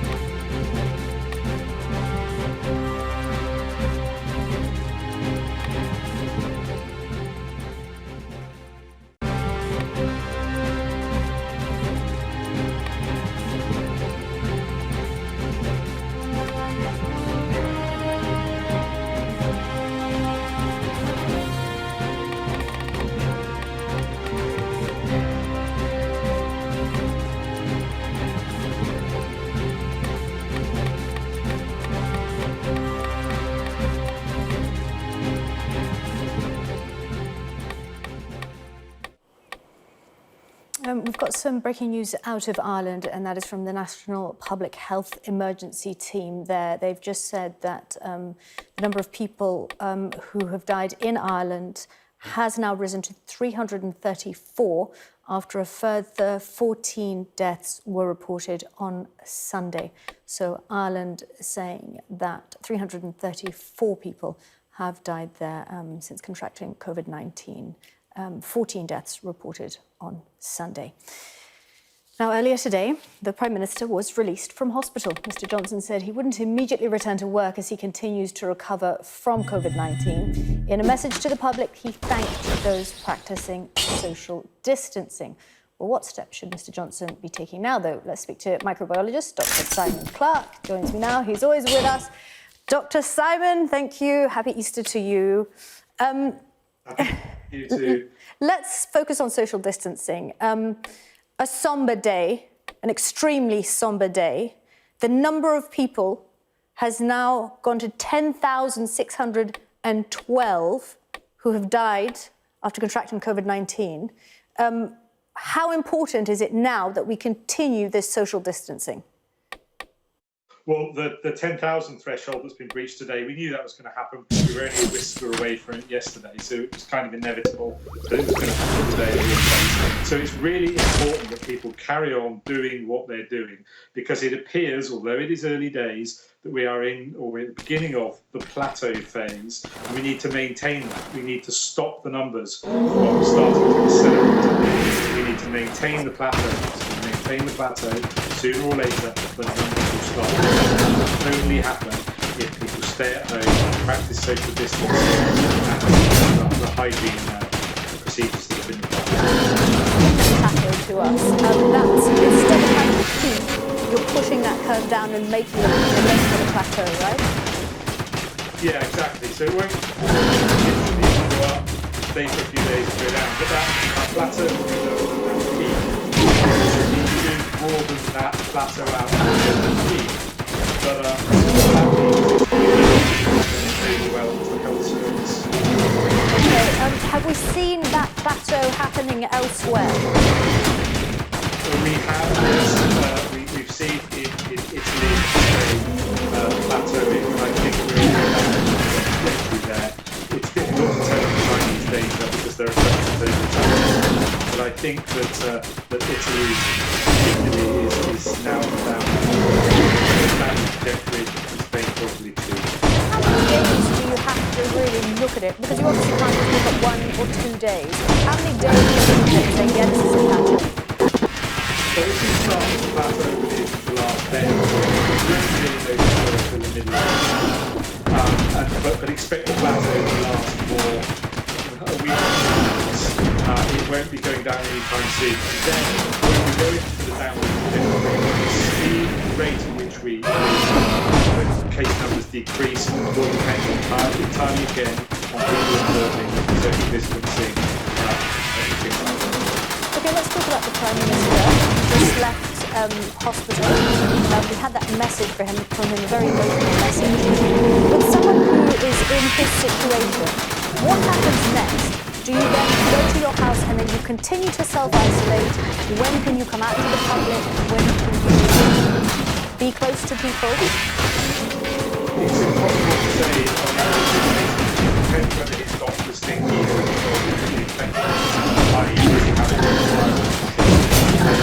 then I certainly would expect him to isolate. If he doesn't, then he will just be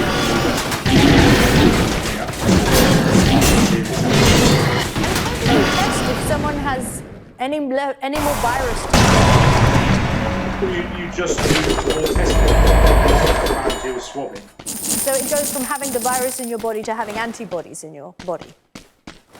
Presumably, yes, although there is no reliable antibody test. So the antibodies would have been raised. They would have been part of the body's immune response to the infection, which we hope, with the Prime Minister, has resolved his infection. Hopefully he has no more virus. It depends, therefore, how long that immunity that he will have generated lasts. We don't know that. We don't know really anything about that yet. The immunology of this disease is very poorly understood because I'll remind you, we've only known about COVID-19 for 3 months. So what sort of advice do you give someone who, like the Prime Minister, has got better, is at home and presumably wants to get back to work? Well, his doctors will be giving him all the advice he needs, and it will be tailored to his particular circumstances. So I'm not going to give tailored advice or even try, because I'm a scientist, not a medic. But having been hospital myself and being quite ill, I know that it's really, really important to make sure that you follow your doctor, you take rest, and you take it easy. Okay. Dr. Simon, thank you so much. This is virus pandemic global emergency. Coming up, the Health Secretary says it is a somber day.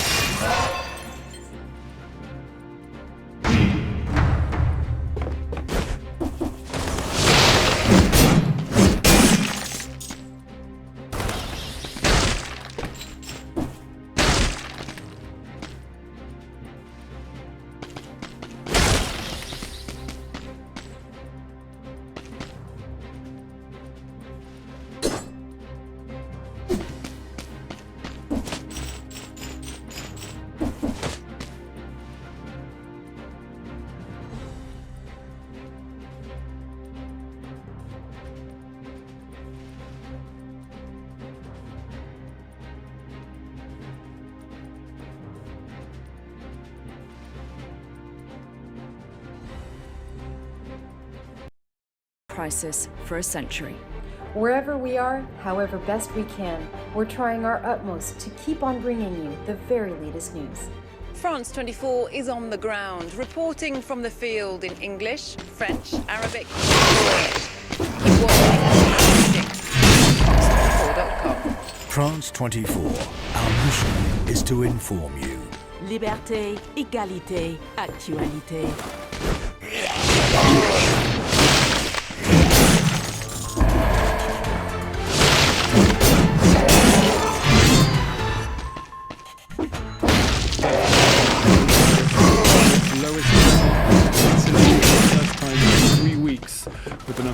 citizens receiving emergency care also dropping. This as a representative gives a live-streamed Easter address from the Vatican. Our correspondent in Rome will be telling us more. The Spanish Prime Minister says the fight against the virus is far from over. The number of fatalities rising for the first time in 2 days. Some says the lifting of any further restrictions will need careful consideration. And out of hospital and not back at work just yet. The British Prime Minister recovers from COVID-19 at his official country retreat. In words of praise.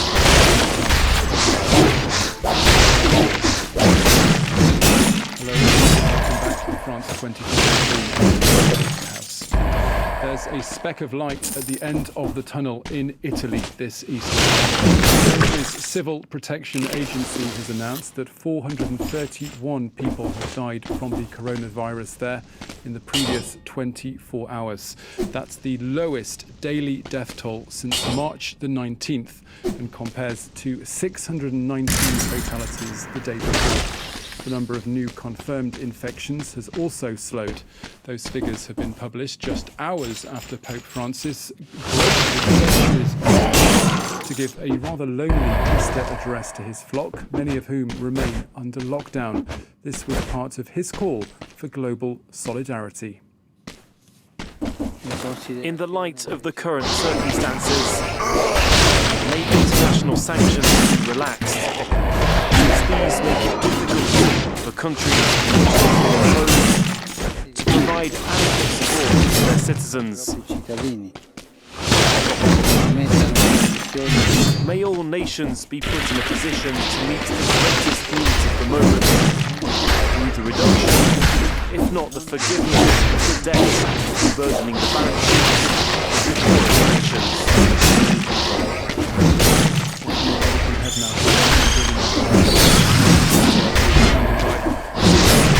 Had some strong words to share, saying that this was definitely not a time for division, and he also had the European Union very much in his sights. Yes, exactly. The bloc as a whole, warning that we risk the on how it was going to help the region recover. He essentially stressed the point of solidarity, as you mentioned, that now is not the time for division. He said after World War II, we saw a solidarity in Europe as it struggled to rebuild. And now it's facing an historic challenge. It's not really the time for division. Instead, you need to find more innovative solutions. Now's not the time for egoism. Don't be tempted to return to the ways of the past. So that was a very pointed message by the Pontiff to the EU to try and come up and get over those divisions now to deal with the economic impact of this coronavirus pandemic. And Seema, this speech, of course, came from the capital of Italy, a country where the latest COVID-19 figures suggest there might be a reason to be hopeful. Yes, indeed. I mean, Italy reported the lowest death toll in over 3 weeks, and that's 431 people dying with COVID-19 in the last 24 hours. Still an horrific death toll.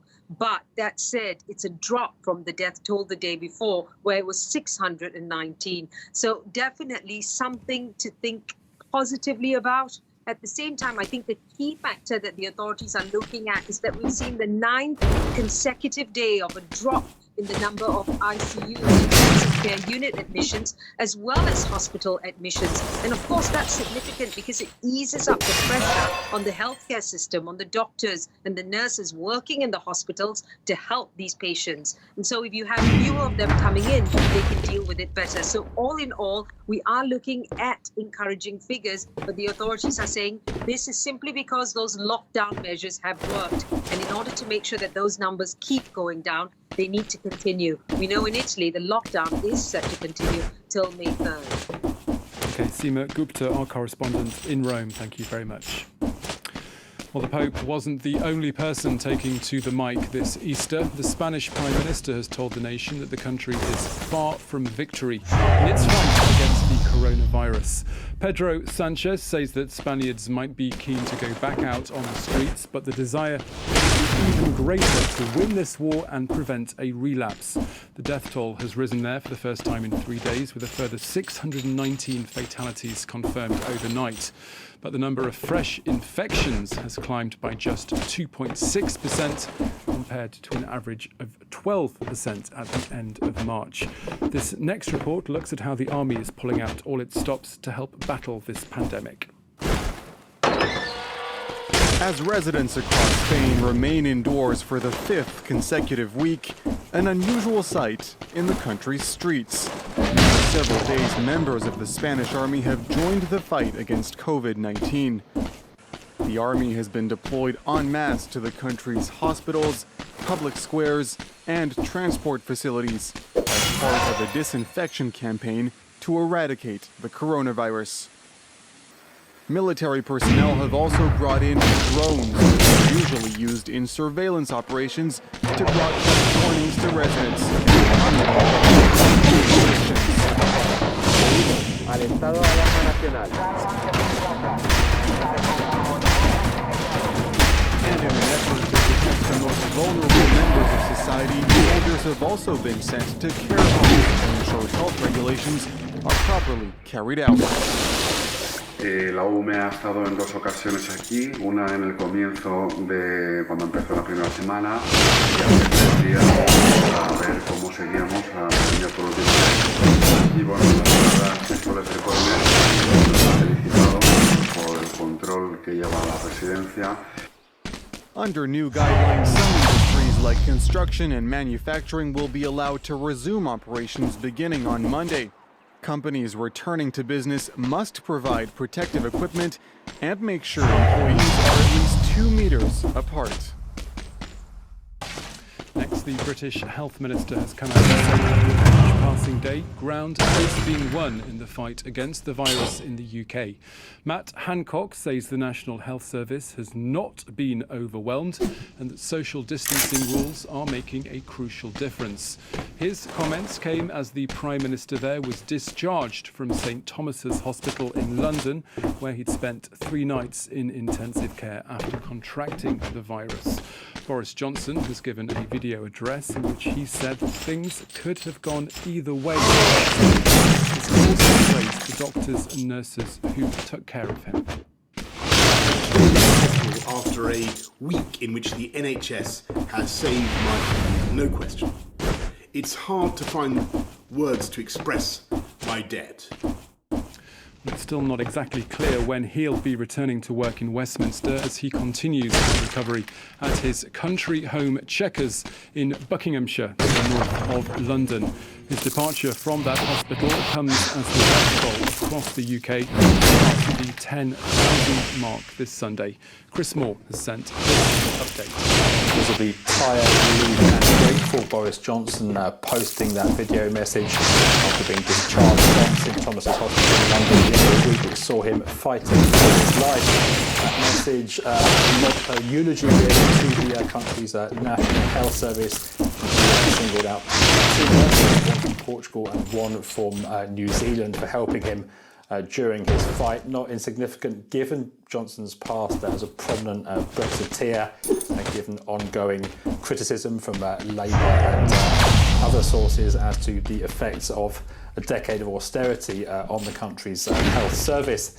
He now goes to Chequers, his country, where he will operate for an unspecified period of time.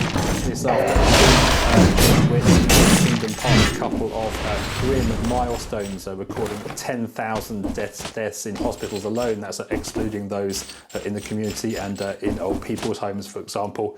At the end of last week, the UK posting the single highest single-day death tally in Europe during the coronavirus crisis. And next week, the country will have been on lockdown for 3 weeks. That's around about the time that most experts say these restrictive measures start to have some kind of effect, though obviously there is a time lag in terms of death tolls, and Boris Johnson's remaining governing team likely to have to announce some more depressing figures in the days and weeks to come. All of this at a time when we still don't know when the peak is going to be here in the United Kingdom. Some sources saying it could be as early as the end of next week. Some Chris Moore reporting there earlier from the UK.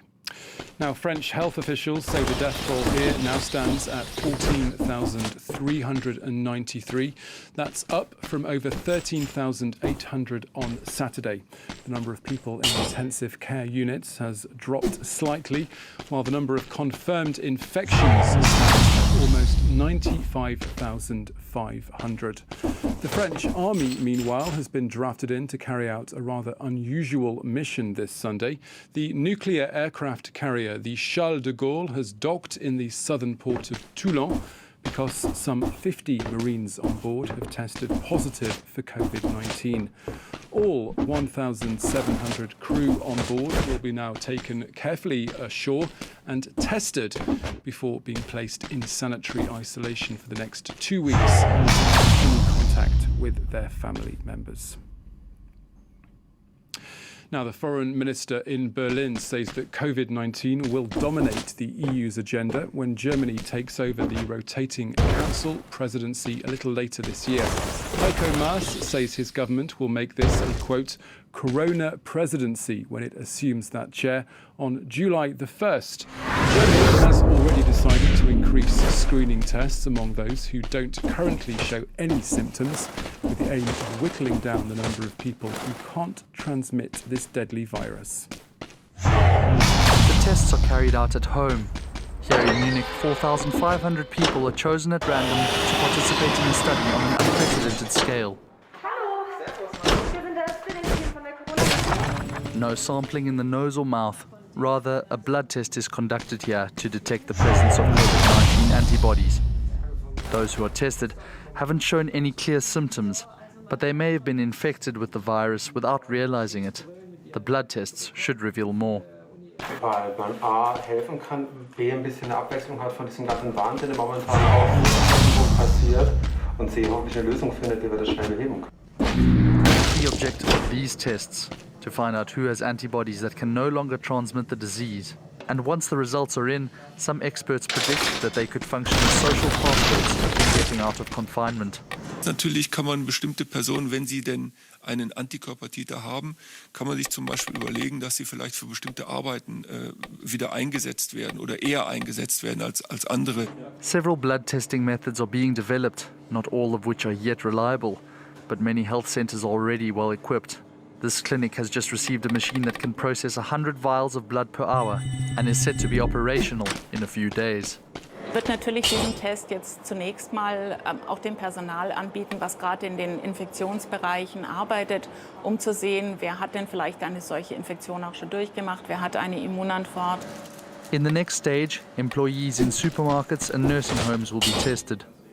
Historically, other types of coronavirus have induced immunity which lasts for 1 or 2 years. But scientists warn that once recovered, immunity from a novel coronavirus will not be an absolute guarantee. And finally, we end this bulletin on a musical note from a land which has seen its death toll fall this Sunday. A group of renowned musicians in Italy have performed a special tribute to the large numbers of their fellow countrymen and women who nevertheless lost their lives from the virus to date. Their show, which was recorded inside under lockdown without any audience, included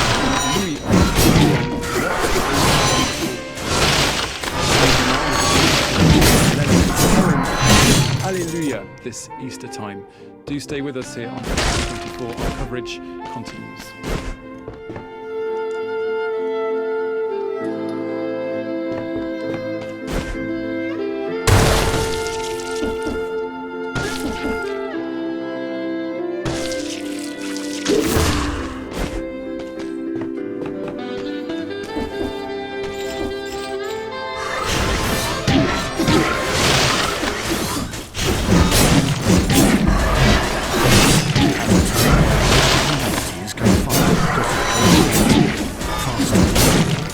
Ever before.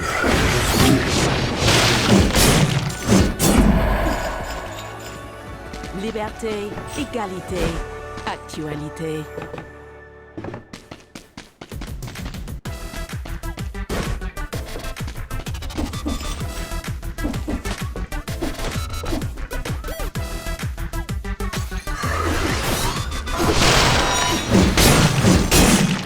people in profit.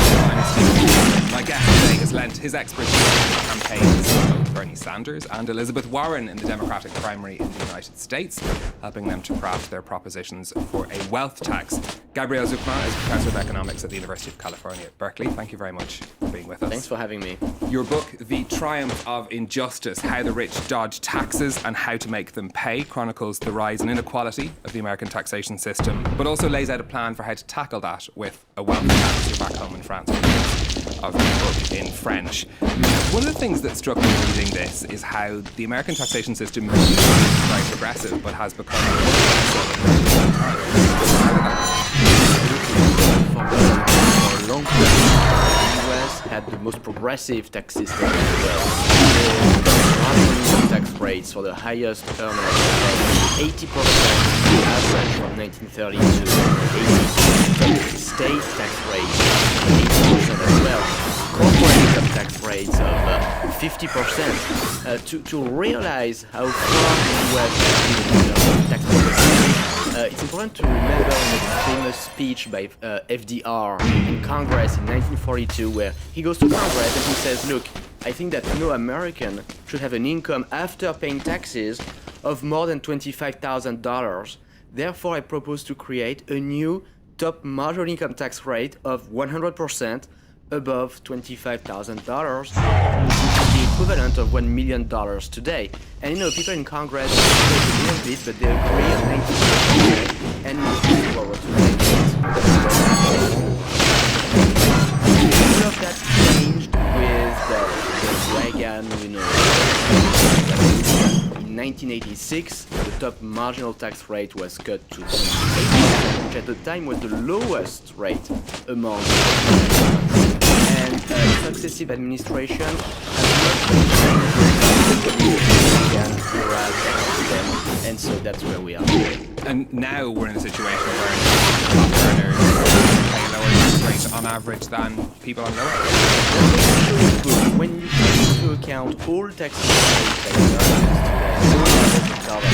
federal, state, local, the US tax system looks like a giant flat tax where each income group pays around 28% of their income in taxes, with one main exception, which is the billionaires, the top 100 richest Americans, whose tax rate in 2018, just after the Trump tax reform of 2017, was just 23%. So in 2018, for the first time over the last century, billionaires have paid a lower tax rate than working class and middle class Americans. One of the arguments we often hear from policymakers, and we heard it from Donald Trump when he was making those tax cuts recently as well, that lower taxes means more investment and thus the economy does better. But you're saying that's not the case. There's not a lot of evidence that this view is correct. The trickle-down theory has been tested by Reagan, with the big tax revolution of the 1980s. And, what's the outcome? From 1950 to 1980, if you look at the growth performance of the US, average income grew at a rate of 2% on average a year. And each income group saw income increase roughly 15% a year. Now, what has happened since 1980, this era of much lower growth. First of all, growth has declined to 1.4% a year on average over the period of 1980. And second, and more importantly, the vast majority of the population has much less than 1.4% income growth. For 90% of Americans, their income has grown less than that. Of course, for the very rich, income has boomed, 2%, 3% per year. For the working class, and that's probably the most important thing to remember, for the working class, average income for the 50% Americans at the bottom of the poorest Americans, their income has not increased at all since 1980. The average income was $18,000 adjusted for inflation in 1980. $18,500. Okay. So your solution to this is a wealth tax. How will that address the balance? So an extreme concentration of wealth means an extreme concentration of power, of economic power, of political power, of the power to shape ideology by buying newspapers, by creating foundations and think tanks. If you want to have a more balanced economy, a more balanced democracy, then you need to regulate wealth inequality. And the most powerful way to do that is with a progressive wealth tax.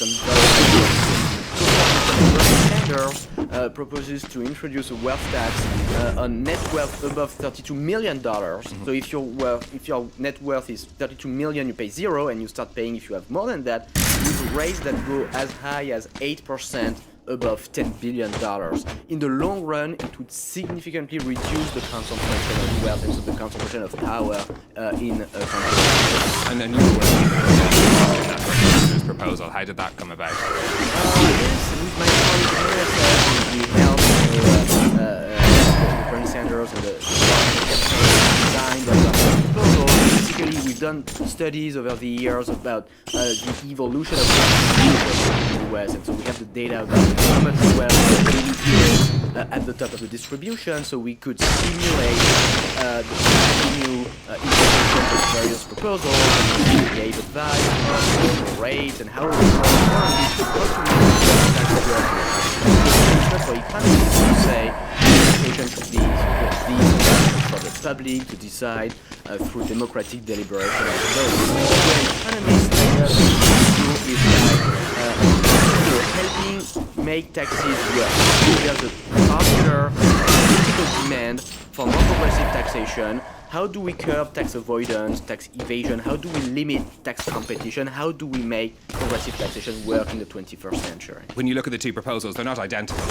Do you have a preference between the two proposals that came up? Actually, now they're pretty clear. They're pretty similar. The Warren wealth tax starts at $50 million, 1%, 2% above $50 million, and then 6% for wealth above $1 billion. The Bernie Sanders proposal starts a bit below at $32 million, at the rate of 1%, and then the rates, increase gradually all the way up to 8% above $10 billion. But they're actually relatively similar. Both of these proposals would generate a substantial amount of tax revenue, almost $4 trillion over the next 10 years, and would significantly reduce the one of the questions asked about the wealth tax is, it's such a good idea, why aren't more countries doing it? France tried it, eventually withdrew it. Why do you think this plan might work? The wealth tax that's being discussed in the US context today is very different than what was implemented in Europe for a long time in a country like France. In particular because both the Warren and the Sanders proposals start much higher in the wealth distribution. The French wealth tax started... There are more rich people in America, which there are more rich people, yes. The French wealth tax started at $1 million, and as I said, in the US, the wealth tax would start at $30 or $50 million. That's number one. Second difference is the context of tax competition. European countries tolerate tax competition, meaning if I'm a wealthy French person and I choose to expatriate, to move abroad to Belgium or to Switzerland, I don't have to pay taxes anymore in France. The US is different because American citizens are taxable in the US no matter where they live. And so that would make it easier for the US to implement a very progressive wealth tax going forward. When you look at the recent fiscal policies that were implemented here in France under President Macron, he has this label of being the president of the rich. Is that something that you'd agree with? Some of the key tax reforms of President Macron, for sure, have been a boon for the very wealthy. The abolition of the wealth tax, the introduction of a flat tax on investment income and dividends and interest, the reduction in the corporate income tax rate from 33 to 25%. So according to studies that exist, the group of the population that's most benefited from the totality of all the tax reforms of the Macron presidency is the 1% rich, also an increase in disposable income of about 4%. Do you think correct that balance? Things like, taking tax off over time. Yeah, no, that's taken into account. that was mentioned. So taking everything that's been announced since the beginning of the Macron presidency up to today, what you see is that all these reforms is nothing for the bottom decile, so no increase in disposable income. The increase in disposable income is about 2-3% for the middle class, and the increase disposable income is about 4% for the third. Have you been contacted by any French politicians for your advice? Yeah, no, I sometimes talk to people. I worked with a member of parliament, Boris Vallaud, to work on a better taxation of multinational companies. So yes, sometimes I talk with politicians. Nothing from the Elysee. President Macron hasn't been calling you? Not much. Not much? No. But it has happened? A little bit, yes. A little bit. I've been talking with advisors, from time to time. On which subject? On the question mostly of the taxation of multinational companies, yes. Because, there is this big question of what can we do to better tax, these big giants that shift profits to offshore tax havens. And in our book, The Triumph of Injustice, we have concrete proposals to address profit shifting to tax havens, and there's a lot of interest about these questions. Do you think that it's a good strategy the French government is pursuing in that area? There's the OECD plan. I think the idea of trying to take unilateral actions, which is what France has been trying to do at some point, to tax Google, Apple, Facebook, Amazon. I think that idea is important. I think the way to reach an international agreement, paradoxically, is through unilateral actions of this kind. But the main problem with the French approach was that it was too specific, that it was only targeted to one sector of the economy, the digital industries, and it ignored the fact that profit shifting to tax havens, tax avoidance by multinational companies is an across-the-board phenomenon. It's true also for the financial industry, the pharmaceutical industry. So then it paved the way for Donald Trump to say, oh, look, France is attacking the US because it turns out that the digital industry is dominated by US companies, and so that was the problem with the French approach. Okay, Gabriel Zucman, Professor of Economics at UC Berkeley, thank you very much for coming in to see us. Don't forget you can get in touch with your comments on social media, but until next time, thanks for watching.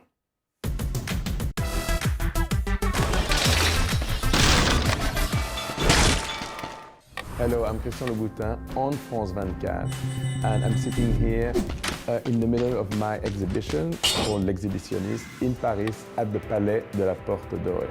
Hi. Encore on France 24 and France24.com.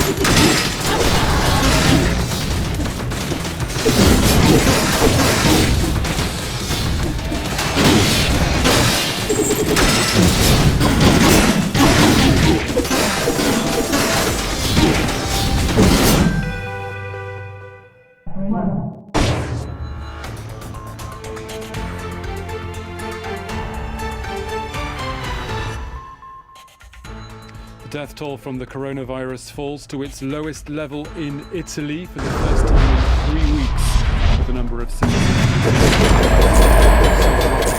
This as a locked-down pontiff gives a live-streamed Easter address from the Vatican. Our correspondent in Rome will be telling us more. The Spanish Prime Minister says the fight against the virus is far from over there, with the number of fatalities rising for the first time in 3 days. As some businesses prepare to reopen this Monday, Pedro Sanchez says the lifting of any further restrictions will need careful consideration. And out of hospital, but not back at work just yet. The British Prime Minister recovers from COVID-19 at his official countryside retreat, with Boris Johnson offering words of praise for the medical staff who cared for him. Hello and a very warm welcome back to the France 24 newsroom. I'm Thomas Waterhouse. There's a speck of light at the end of the tunnel in Italy this Easter time. The country's Civil Protection Agency has announced that 431 people died from the coronavirus there in the previous 24 hours. That's the lowest daily death toll since March the 19th and compares to 619 fatalities the day before. The number of new confirmed infections has also slowed. Those figures have been published just hours after Pope Francis broke with centuries of tradition to give a rather lonely Easter address to his flock, many of whom remain under lockdown. This was part of his call for global solidarity. In the light of the current circumstances, may international sanctions be relaxed, since these make it difficult for countries in which they've been imposed to provide adequate support for their citizens. May all nations be put in a position to meet the greatest needs of the moment through the reduction, if not the forgiveness, of the debt that's burdening the balance sheets of the poorest nations. For more, we can head now to Rome and bring in our correspondent Seema Gupta, who is standing by. Seema, the pontiff had some strong words to share, saying that this was most definitely not a time for division, and he also had the European Union very much in his sights. Yes, exactly. I mean, he made quite a pointed message to the bloc as a whole, warning that the EU risked collapse if it did not agree on how it was going to help the region recover. He essentially stressed the point of solidarity, as you mentioned.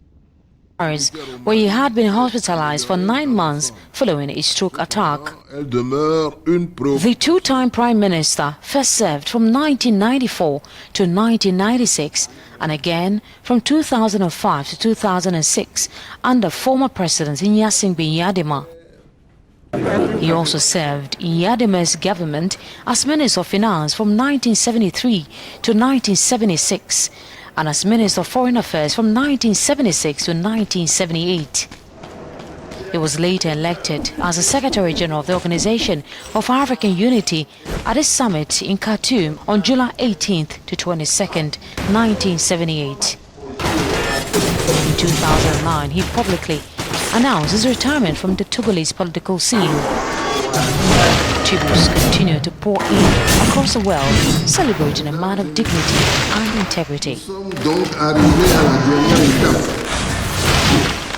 People in the Liberian capital, Monrovia, are downplaying the country's 3-week state of emergency lockdown initiated to help fight COVID-19.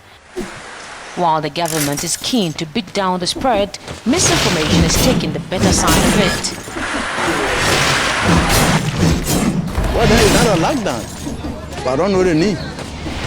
I don't know the obstruction of movement or what, I don't know. What we expect, if it is a lockdown, according to English lockdown, then we all should have sat to their house. Yeah, I don't really know. I don't really know. Because what he said is a lockdown, but then he said he can move up to 3. So I don't understand. How are we supposed to do our normal business? We need to go out, we need to do things for ourselves. Honestly, we need to even go in the market. The country, hit by back-to-back civil wars from 1989 to 2003, dragged in the Ebola crisis between 2014 to 2016, is now struggling to beat COVID-19. The country has recorded 37 cases of COVID-19 and 5 fatalities to date.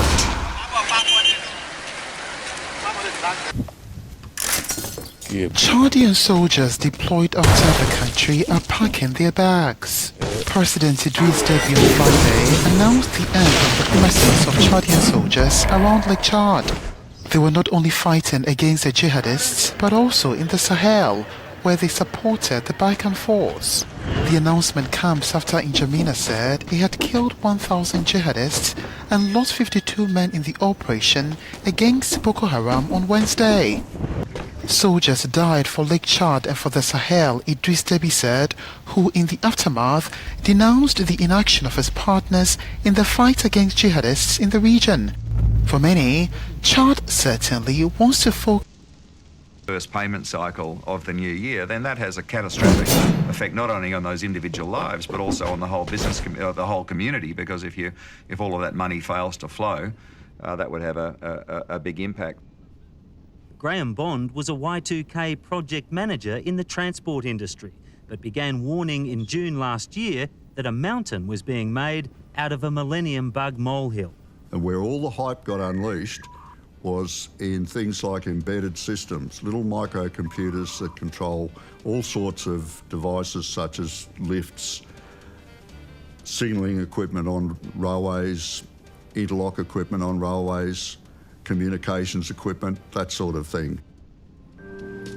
Graham Inchley, the man in charge of the Australian government's Millennium Bug Task Force, has a problem. He has the job of making sure Australia is worried enough to prepare for Y2K, but not too worried to panic about it. We had the Armageddon people who decided that, trains would crash into each other, planes would fall from the sky, etc. And we had those that said this was the greatest hoax known to man, and of course we knew it was somewhere in between. We can turn it around and make this an advantage for Australia and reap some of the opportunities that will come out of this. I mean, it's not like the world is going to end.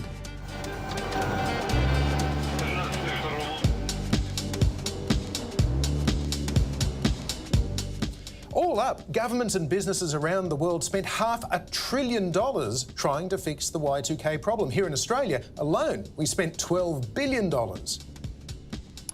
I think we underestimated the size of the task. I mean, with deadlines that you can't change, you have to put in as much resource as required to make sure that you don't end up with some sort of disaster which could have occurred. I think the resourcing of the Australian government and the states, to their credit, was entirely appropriate. Copy that. Thanks for the killer. See you on base 7.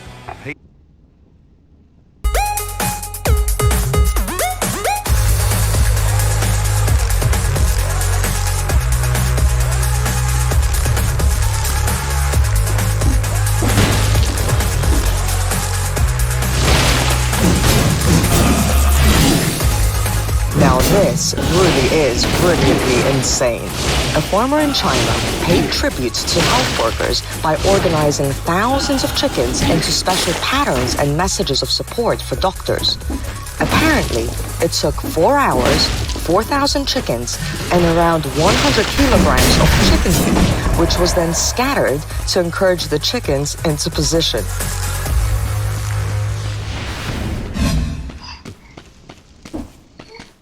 Are you bored, baby?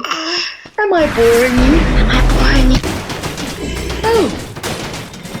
Do you want to watch some more videos? Yeah! Clap, clap! Clap, clap! Let's watch some more videos. Sono innamorato di Marina, una ragazza mora ma carina. Lei piace, ma lei non può saperne del mio amore. Chissà che l'ho pensato in cosa.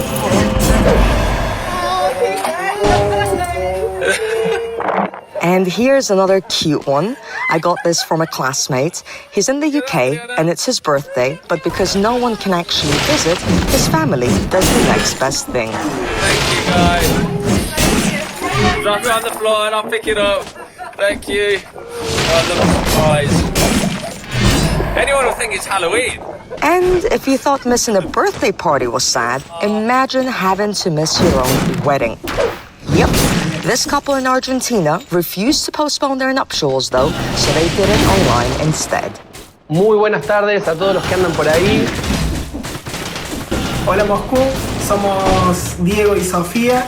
Nosotros con Diego sabíamos que lo más importante para nuestro casamiento era que otros nos bendigan, que otros testifiquen, sean testigos de nuestra unión. Diego.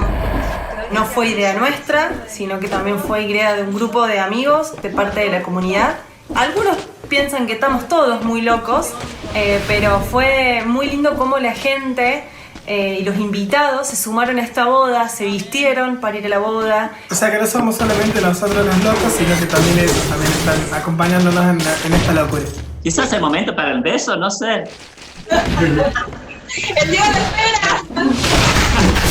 Bueno, los beneficios de una boda virtual son que en 72 horas podés armar tu casamiento, no hay excusas para casarse. Sí, lo que prima es el querer estar juntos y el querer empezar un proceso juntos. Lo que nos había llevado 4 o 5 meses aproximadamente para organizar, en 72 horas, con un grupo de amigos, amigas y familia, se logró. ¡Viva la novia!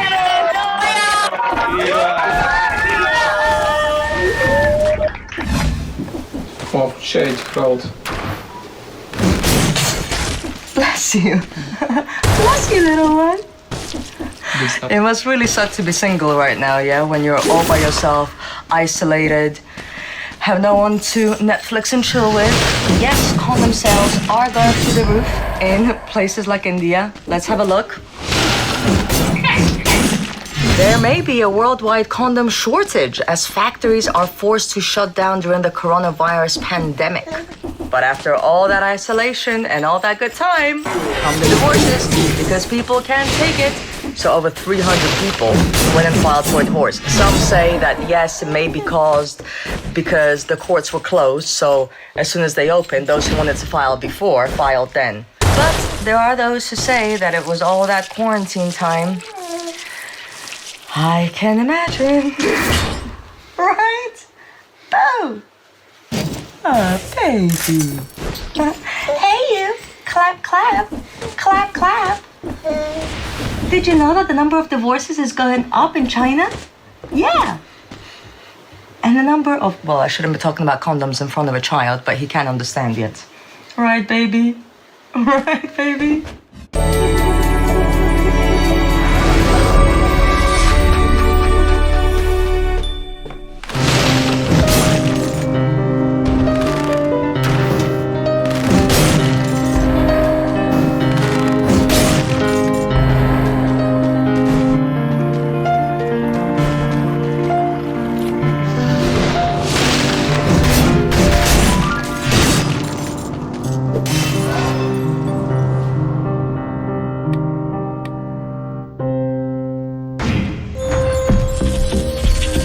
I don't trust medical authority at all, ever.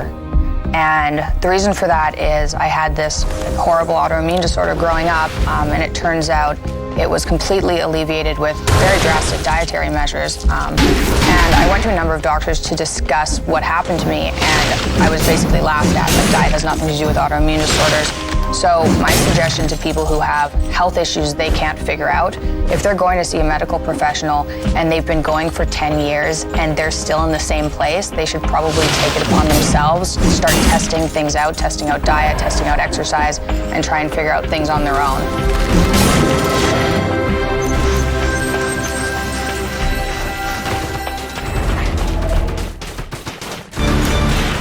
The outbreak and spread of the coronavirus has become a black swan event for the global economy. It is no longer whether the U.S. and other economies will slip into recession. The question now is how deep and how long the recession will last. It's going to get worse before it gets better.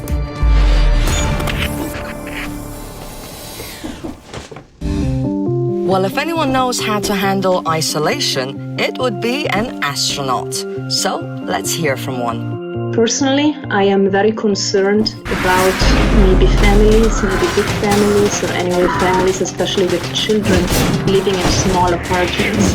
I think that is very challenging. On the International Space Station, we have a big space station, so we have a lot of space, so that is not so difficult. One strategy that we also used on the space station was to have regular feedback sessions. You know, you could say every Sunday morning, for example, we are going to tell each other one good thing, you know, something you do that I really like, and maybe something you do that I do not like very much. And maybe somebody's doing this all the time. And it can get on somebody's nerves. And everybody gets to say that, so it's equal, you know? And then everybody can make an effort. Саша, ты как считаешь, если у тебя дети, это лучше или хуже во время карантина? Это помогает отношениям или нет? Насчет отношений не знаю, но лучше, мне кажется, в любой ситуации с детьми. Oh, пути. So let's see how other parents are dealing with life at home with kids and at times also including work.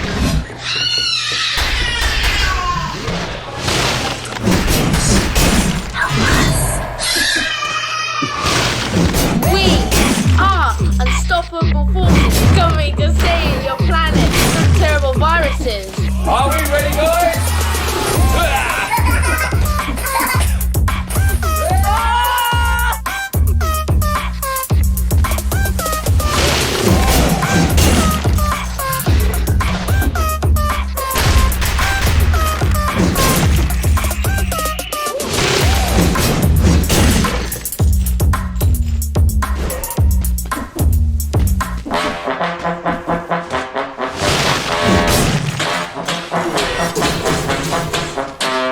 I looked out my window and saw this girl dancing, perhaps to a TikTok song.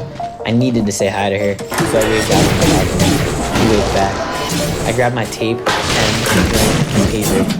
Then I wrote down my digits and sealed it on my wrist. Flirting is normally daunting for me, but since I've been quarantined in my apartment for a weekend, I was creating some social interaction. 2020 has been off to a terrible start, but I still needed to shoot my shot. She picked up my drone, and I guess it worked because I got a text from her an hour later. I asked her out to dinner, but she said how. I had to do some thinking. But first, I needed to freshen up, so I shaved, brushed, flossed, and did a couple push-ups. The barbershop was closed, so I cut my own hair. Next up was finding the perfect fit. Okay, this one. 5 p.m. hits. It was time for our date. Wait, where is she? Just kidding. We followed the rules. I waved out on the balcony. She waved back. I told her she looked beautiful. You look beautiful! So we got on FaceTime and ate our matching organic microwavable dinners together. I sneakily coordinated with her roommate earlier to set it up. The date was going so well. Depending on how long this quarantine lasts, I might be in a long-distance relationship with someone who lives across the street from me. Okay, time for my boldest move yet. I hope she doesn't burst my bubble. I needed to see her, but I also wanted to respect the fact that we should be social distancing. I crossed the street and texted Tori to come outside and look to the left. I think she liked it. I brought flowers and hand sanitizer, but that was a misstep considering I was locked inside this bubble.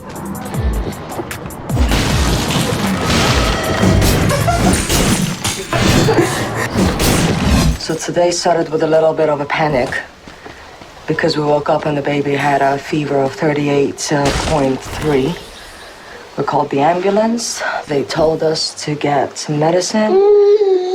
We're seeing if it's gonna work. We're hoping, fingers crossed, that it's teething. But my husband now has fever, and I'm checking mine as we speak.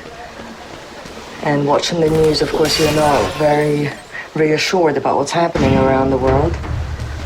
But we're hoping that it will all be okay. Of course, we're worried like everyone else, right, Boo? Right? Are you okay, baby? Let's see what's going on. Okay, I'm still in the clear. Okay, thank God. All right, Boo? Right? Срочные сообщения, которые приходят по лентам информагентств. Домашний режим самоизоляции вводится для всех жителей Москвы, независимо от возраста, с 30 марта. We are officially on lockdown, people. We've stocked up a few weeks ago because we had a feeling this was coming. Essentials for the baby. And of course, like the rest of you, we've got our rice, small baby food, pasta. So this should last us for a good month, I think. I think we're set. Now, I am heading out to meet my brother. In case you're wondering gloves a necessity these days. And another essential is, of course, the mask. There we go. All right. I hope you don't run into any neighbors because they'll think I'm a lunatic. So my brother was in Mexico and he came back via Amsterdam, so he's been in self-isolation for 2 weeks now. And don't think we're being irresponsible. He literally lives across the street from me and he's going to work anyway. Hey, Ro. Hello. How's it going? How was Mexico? Oh, I shouldn't come near you, right? You should not come near, but I think it's at least, no, at least so, 2 meters. So how does it feel to be out? It feels pretty good, you know, it's finally sunny outside. Mm-hmm, and we can't enjoy it. I was dizzy a little bit the first time I came out because I spent like 14 days indoors. Yeah. So that was kind of horrible. I'm not used to that. It must feel good to be out though now. It feels great to be out, especially we got a little bit of sun today. Yeah, because it snowed yesterday, look at that. Yeah, I know. You're going to work? Yes, I'm going to work. News doesn't stop, you know that. I'm a news reporter after all. But you can see I've got this mask, I've got gloves, they provided all of those things. Yeah, your mask is definitely better than mine. Yes. Let me see. Get away from I just me. want to see your mask. There. Yeah, okay. There. But you're not going to be going to work often though, right? No, only when I need to. Well, good to see you. You to be careful there at work. Don't be touching and saying hello to everyone like everyone does in Russia. No kisses. I will not kiss any man today, I swear. I'm quite lucky because I can work from home. But right now, many people have no idea how they'll survive. Layoffs are real, and there's nothing anyone can do about it. Airports, airlines, restaurants, coffee shops, all shops really, empty, shut down. Freelancers and low-income families fear they'll be left on the streets. It's a total mess. Okay, so we have another Skype interview to record. I've evicted my family to the kitchen. As I am heading to the living room, I can barely walk, as you can see, because I've moved everything out of the way. I'm running out of locations in this flat. It's quite crammed in here right now. So, as you can see, this is my little self-made broom tripod. Yep. We get creative. And let me see. This is how I've set up my interview. Just need to get everything. Okay, I just need to press play here. Got the shot.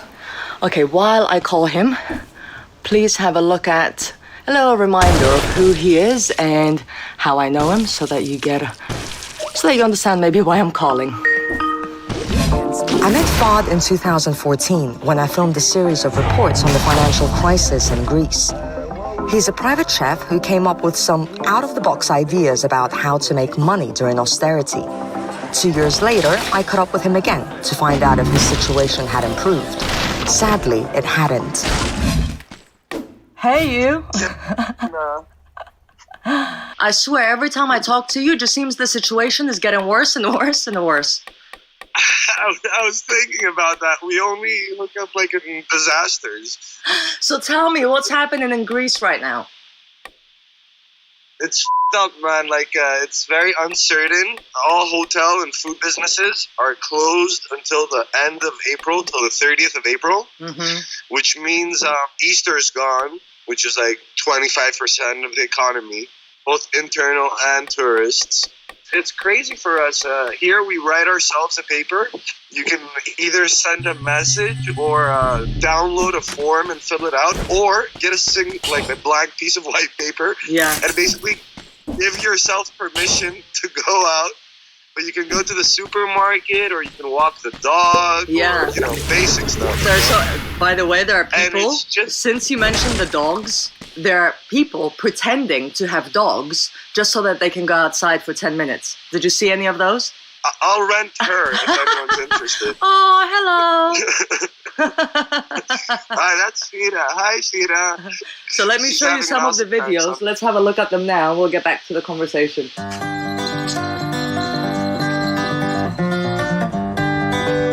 Гуляет моя девочка.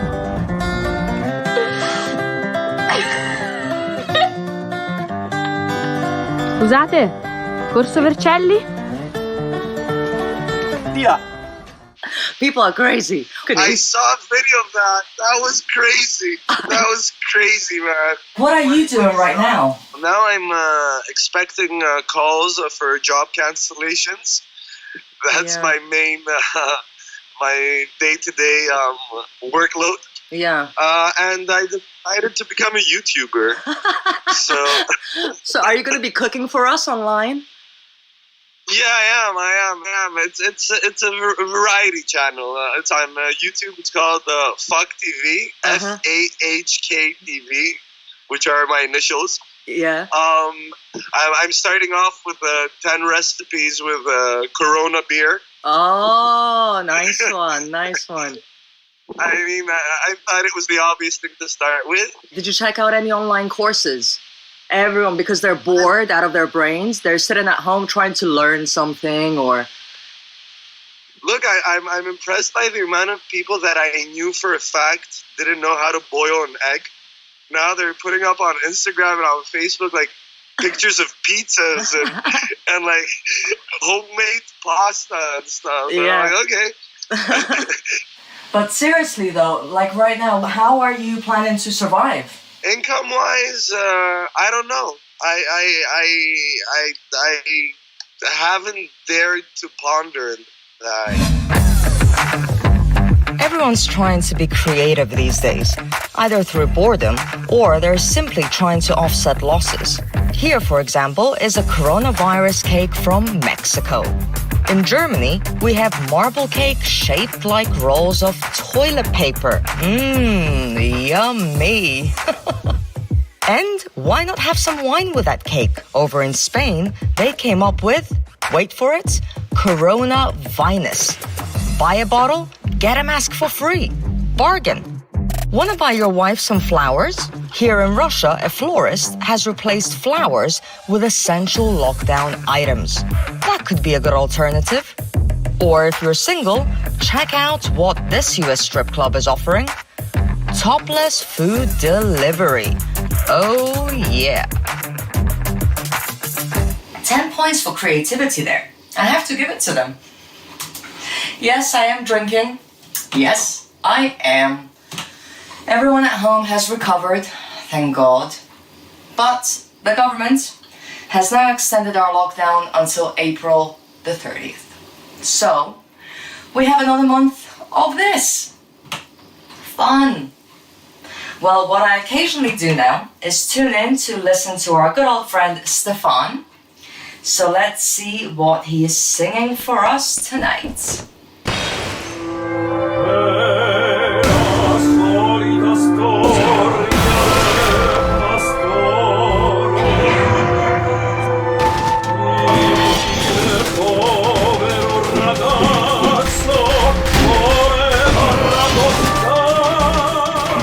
Stay safe, everyone. Stay home and look out for your neighbors. And just know that this will end at some point.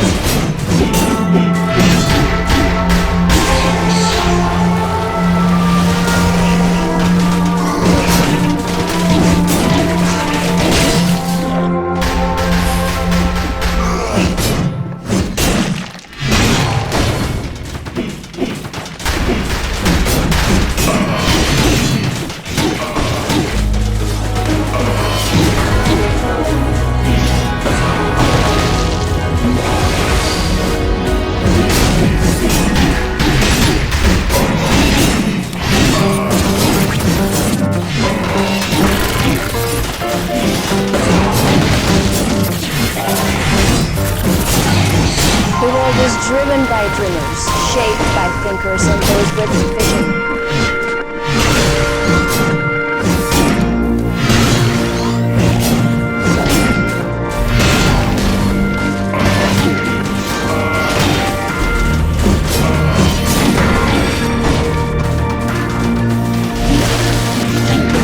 He dares, thinks.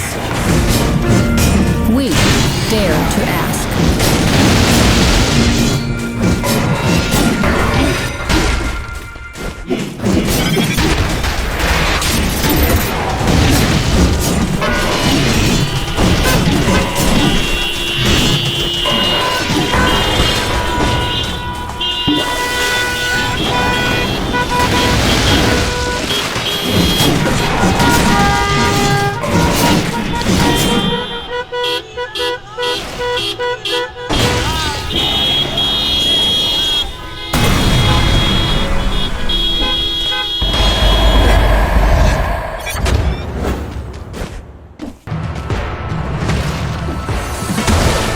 Residents in Moscow will from next week need digital permission to travel around the city, as the mayor says too many people are still not complying with self-isolation.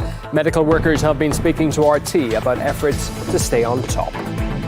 Are you scared of working here? No. Why? What's the point of being scared? It won't change anything. Should I just stop coming to work? No. When I go home, I start thinking I should have stayed longer. Infections take a devastating toll on care homes across Europe, with residents dying without treatment or their families able to say goodbye. The director of a retirement home in Italy describes the dire conditions. I would describe what's happening as a tsunami. Losing so many people at the same time is terrible. And harrowing images from overwhelmed New York, mass graves and makeshift morgues in a city struggling with huge numbers of deaths.